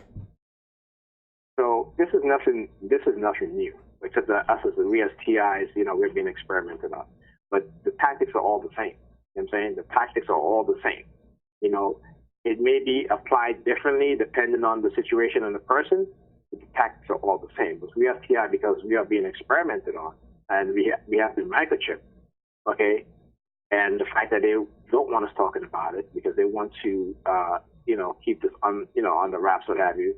That's why they attack us in the way that they attack us. They try to isolate us, because once they isolate us, we have no friends, nobody to talk to. Then they can continue with the experiment, and we have nowhere to turn to. But when we do these calls or we do these podcasts, we put a spotlight on what's being done, okay? And eventually, when this stuff comes out, there will be all these evidence of people who talk about this stuff, just like how with the Snowden leaks, And then what did they do, right? They basically try to, a lot of the stuff that they had online, they went dark. They took them off the internet, right? A lot of our calls that we've had, they got deleted, So they'll go through, whatever it is, Just like for me, like I buy tons of hard drives because I keep doing videos, and I'm constantly running out of space. You know what I'm saying? So I'm constantly having to buy hard drives, 2 terabyte hard drives all the time to back up my videos. Okay? Because not only do I have them on YouTube, but I have to back them up. Okay? because I think more and more people are beginning to realize what is being done. And more people are not falling for this stuff. Because there are times when I'm being targeted so heavily, and there are other people I see are targeting the preps. And I'm like, but sometimes I got to think, I'm like, are they playing good cop, bad cop? You know what I'm saying? So there's all, you can't just, because you see, two people going at it, say targeting each other or what have you, the thing that they might be trying to protect you, even though it may be the case, but you don't want to get caught up in a situation where you're thinking that, okay, there are people out there who are trying to help me, even though I may think so, but I don't know for sure. So I always say, I don't know for sure. I believe so. I think so, but I don't know for sure. Because for me, it's like, if you're trying to help me, then why not say something? Why not come out and say, hey, I think what they're doing to you is wrong. You know what I'm saying? Why not give me some acknowledgement that this is happening? Okay? And, again, it could be a number of reasons why they don't want to, because they themselves could become targeted. Or it could be the perpetrators playing good cop, bad cop. So you can never let your guard down. You know what I'm saying? Because they will do things to make you let your guard down, and then they will attack you with their ferociousness and what is called the what's the terminology for it? The blitz, right? So they will blitz you, okay? And they will blitz you so hard that if you're not prepared for it, you might just have that breakdown, and not just a total psychological breakdown, but a breakdown in which, you start exhibiting the fight or flight phenomenon. And, you might act out in a very, outspoken, angry way, you know what I'm saying? And they may have a cop around the corner, get ready to take you to the mental institution. Or if you hit somebody, they might arrest you. You know what I'm saying? So you have to understand those tactics. Okay? So you always got to try to just be cool. I mean, listen, I don't expect everyone to keep their cool. Sure, you want to yell and scream, go ahead. Just don't hit anybody. Okay? There are times when, and again, when people try to make it sometimes seem like, no, if you're cursing everybody every single day, then that's a problem. But is there times where they're targeting someone that you just want to scream out at one of them? Go ahead. By all means do. Let that frustration out. You know what I'm saying? Because at times they will think twice before they come in your face and try to target you again. Okay? But you want to do it in such a way that, you're not doing it constantly every single day. That way they can say, okay, this person is crazy. They're going to call the ambulance and you need to take it to some mental institution or some shit. So you have to be very smart in how you do things. Because there are times when I'm just like, and like I said, I have a video. I was in Target. When I went to Target, I had promised my son a birthday gift, but I didn't have enough money to get both of them the same gift at the same time. But my oldest, because his birthday was first, I ended up buying his gift first. They both wanted the same thing. And I only had the money that I could only get one. So my youngest, I said, listen, you're going to have to wait. So I got him something else that was a little cheaper. And then I said, okay, well, what I'll do is I'll put money every month towards your gift, and then, I'll get it for you. So we went to Target on Wednesday and got him his gift. We was in Target, and this guy comes up, like where we're at. He started targeting me. And I'm like, and he was doing it in a very intense manner. So I just took my phone out, started recording and walked up to him. And I said, yeah, we're going to put these people on YouTube. We're going to make them famous. And I said to him, you're a pussy. Right? And I just stood there just to see if he was going to say something back. And he didn't. Okay? And I was like, okay, yeah, you're a pussy. Okay? You know what I'm saying? And then there was another dude that came, again, he came right where I was at, and you could tell, like, again, sometimes they'll get these perps who they think that, that, I don't know what it is that they tell them, but they just try to attack you, aggressively. You know what I'm saying? And like, am I supposed to be intimidated? No. When they start acting like that, I even get more aggressive. Okay? Because what they're doing, they're playing what is called the domination game, right? It's who dominates who. And all this information you can find on the psychologicalharassment.com website if you go to the psychological manipulation section, okay? And to all the stuff. And like I said, whoever created this website, they studied this program. Okay, they studied this program. They were able to put together some important information, and they talk about the kind of the rage shooting that's happening, and a lot of it is attributed to the psychological persuasion program. Okay, and they talk about the technologies that's being used, also the mobbing, right? Workplace mobbing and academia and all this stuff. So they, and also they talk about, if you're like for me, RT, where they use color, they synthesize us for certain colors. On the website, there is a section called positivity, okay? And they teach you how to attribute positive association to the colors that they use against you. And that's what I use, okay? So that's what I use. So let's say, for example, they use red, right? So what I did is that I picked a word, a positive word, that is attributed to that color, and I memorize it, okay? And every time I see that color, I repeatedly say that in my mind, okay? Until it becomes automatic. So now that negative reinforcement is now transformed into a positive reinforcement, okay? So again, this website, along with the FatNet.org, which they got rid of, and then they tried to get rid of this website, but they got, it's back up. Okay, so they were constantly trying to get rid of things that can help you as a TI, right? And so you have to understand that. So yeah, the positive reinforcement, there's positivity, and it's like one of the, right now it is the best website you can, as a TI, that you can go to get information and to understand what's happening to you. They also talk about, like when you're in line at the supermarket with the cash register, they're hitting, the slamming and things, opening the doors, all the stuff that used to happen, they talk about.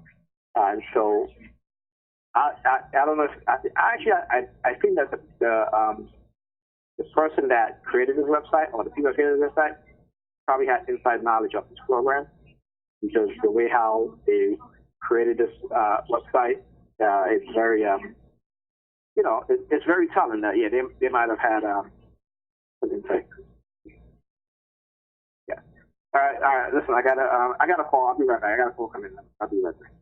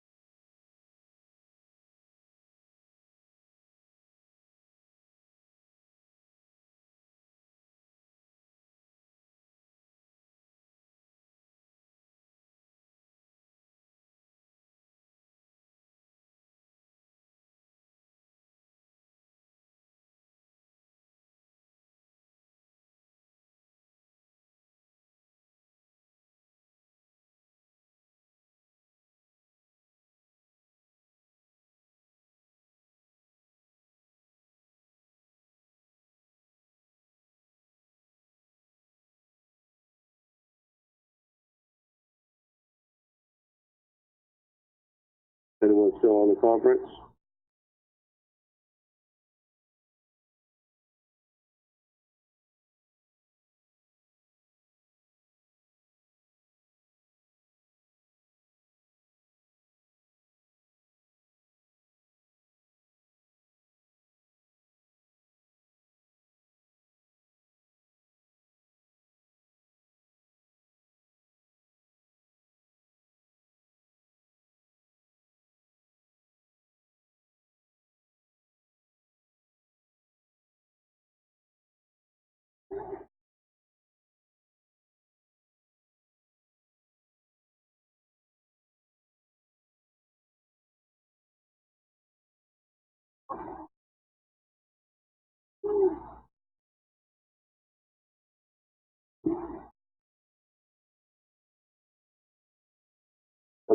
Hello? Hello? Oh, T, you still on there, Nappy? You still on there?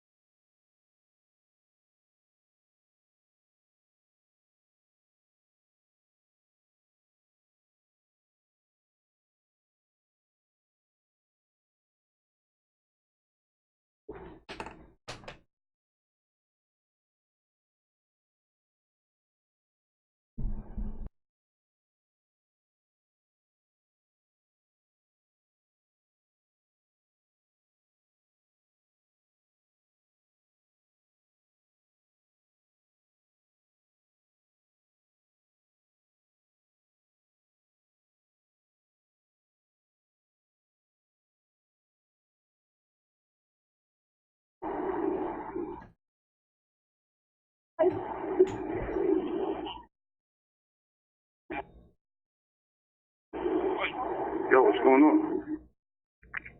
I'm still on. What's up, bro? What's going on? I'm still on. I just got to the Charlotte station. Nigel had to get a call. You got Oh, that, right? yeah. Oh, okay. Okay. Yeah, I see the Nappy was calling too. Yeah, I'm just here. I got phone with Bert. Just right when I was about to sit down, I went to the bag. And like, I was sitting there, and she put a bag right there. I'm like, yeah, I'm about to sit there. And she just looked at me like I'm crazy. And then all the street theater, both rap and the director talking going on around me right now. You can kind of hear it already. Yeah, I hear it in the background. Yeah, it's the unnecessary stuff. Yeah, and then the tissue thing was what they did, you know what I mean? Like, they're a bit back. People got the street and especially the food track and all that. You know, I got kind of enforcement thing with the movies going on. I should be over here on a Sunday. Yeah, so Nigel's like really dropping it though, man. Like always, man, he be dropping that science, bro. You already know.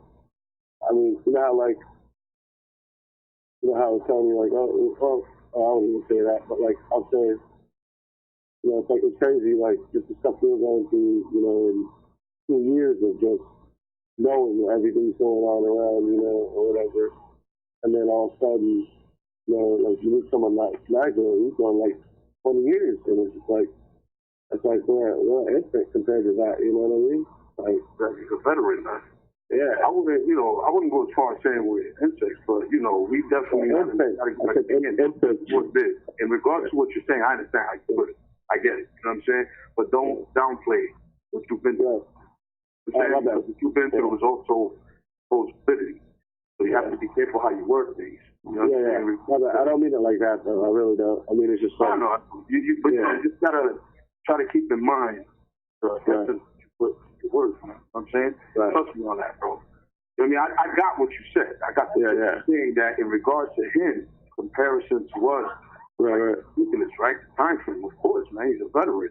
You know what I'm saying? But at the same time, all PI's stories or, you know, instances, developments like holds validity. You know what I mean? But definitely the way you said, you know, his standpoint from where he's standing, like as far as what he knows, going back 20 joints, that's crazy right there, bro. That's like true wisdom, experience behind every single, you know, situation that he's encountered. You heard of stuff how he started realizing shit when he was working, you know, going on leave. That shit is crazy, bro.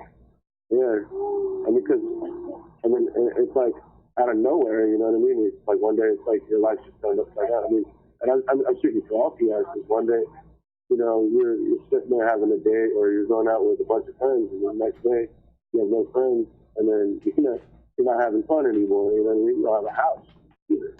You don't have a job. You know? I mean, it could just in a second. You know what I mean? And you know, and it was a trip where he was saying about like what was he saying? He was talking about like there was a pen thing. Remember that? Every time someone, like one of his coworkers would come and talk to him, it's clicking a pen and say like little anchor words, you know what I mean? You know?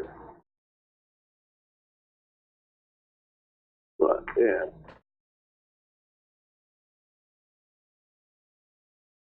Say that again, that last part. I didn't hear it. Oh, that's all good.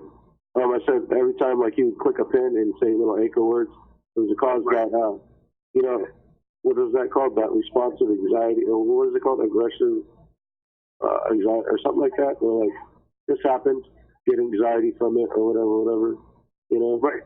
Yeah. That's what he was doing was classic conditioning. Conditioning, yeah. He was using a trigger with the clicking pen to anchor in the feeling of him feeling uncomfortable every time that he spoke to him. Yeah, like that's what he did. Too. Right. And it's a different, it's the same tactics, but different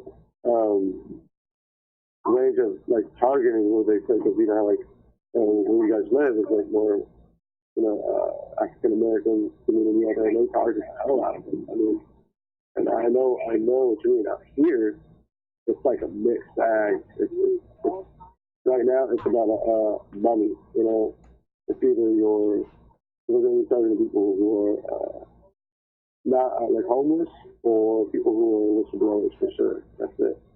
You know what I mean? If we're not going with status quo, and I get it because it's like what's in your backyard? Because like I never could understand it from the other side of point of view. And I'm a mix, but like I look more lighter, you know. But like when it came to my backyard, I'm like, oh, okay, this is what they go through now. But it's like, I don't know about like, how do you explain it? Like, you know, like the stalking part, but I don't know, like, how if it was like you guys get stopped. You get what I'm saying? You know what I mean? Like how you and Nigel get stopped. You know, considering because you guys have like, you know, a different background than me. You know what I mean? What I'm saying. Dark complexion, you know, in the community. You know, I'm wondering if it's like the same kind of targeting, like, well, there's this African American get targeted the same way as this African American. You know what I mean? Yo, phone me real quick, man. I'm not sure what's going on, but your voice sounds a little muffled. Can you hear me now? Yeah, I can hear you now. Okay. Let me hear. I'll hold it out. All right, cool. Okay. It's like, so basically what you were saying in regards to you're not sure how it is for us as far as the African American descent. Yeah. Well, I mean, I know you guys get targeted. Yeah. I know you guys get targeted, but I'm saying, like, is it the same, like, how you guys are getting targeted now, though? Like, you know, there's, like, you know, African Americans getting targeted, but are they getting targeted like you and Nigel? You know what I mean? You see what I'm saying? Like how I'm getting targeted too with the hands and rolls and all the whole crap. Well, I'll say this, you know what I mean, in regards to that in general. I'll just give an overall blanket statement behind what I'm about to say. As far as I know, whenever TIs, doesn't matter the black, white, if they're getting targeted, they're all getting targeted all across the board at the same time, from what I understand. Nigel realized that one time when he was speaking to Alda, the Asian lady from over there in California, who's like a real good friend of his. She's a TI student. And she was explaining to him when she was going, then he spoke to his brother Neil. Neil was telling him, yeah, they targeted the crap out of me. Then he spoke to me. I told him, yeah, they say, so they're targeting all of us across the board, pretty much at the same time. With blitzes. You know what a blitz is, right? No. A blitz is like a combination of all the psychological warfare tactics that these people do, but back to back. For example, you'll hear the brake release from the bus. Everywhere you go, you start hearing that. Then they'll start doing the sirens, police, fire trucks, ambulance. Then you'll start having the people doing hand signals like crazy, back to back. Right. One after the other. Right. Yeah, like that. I got it. That's a blitz. And it's everyone, like, because I notice it's like everyone at once, though. It's not just one group, you know. It's like they're all working with each other, you know. Right. The point of that is obvious, just to overwhelm us. It's to paralyze us. It's to traumatize us in our tracks. That's what it's supposed to do. You know? And then, of course, the end result of that is supposed to cause anxiety, an acute form of anxiety. Yep. And it's like it's always one after the other, and you know, you already know it is, so I don't have to explain it, like. Right. But yeah, his story's like, man, I'm still like just chewing on it, like, hey, dude, like, all just because of like, you know, just one girl he was with, and then, you know, this happens next, and it's just like, it just fumbles, you know what I mean? Right. Yeah. Yo, so what I'm gonna do now, man, is I'm gonna shut the live stream down at 11:30 p.m. my time, which is at 8:30 p.m. your time, right? All right. Yeah. Yeah, man. So we're just gonna keep a private call between you, like we usually do, man. Okay. All right, yo. So this is RTTI in New York City. I hope everyone that has been on the call listening in enjoyed the call. Hope you walked away learning something. I know I did. And tune in next week. I have something else in store for everybody. All right? RTTI in New York City.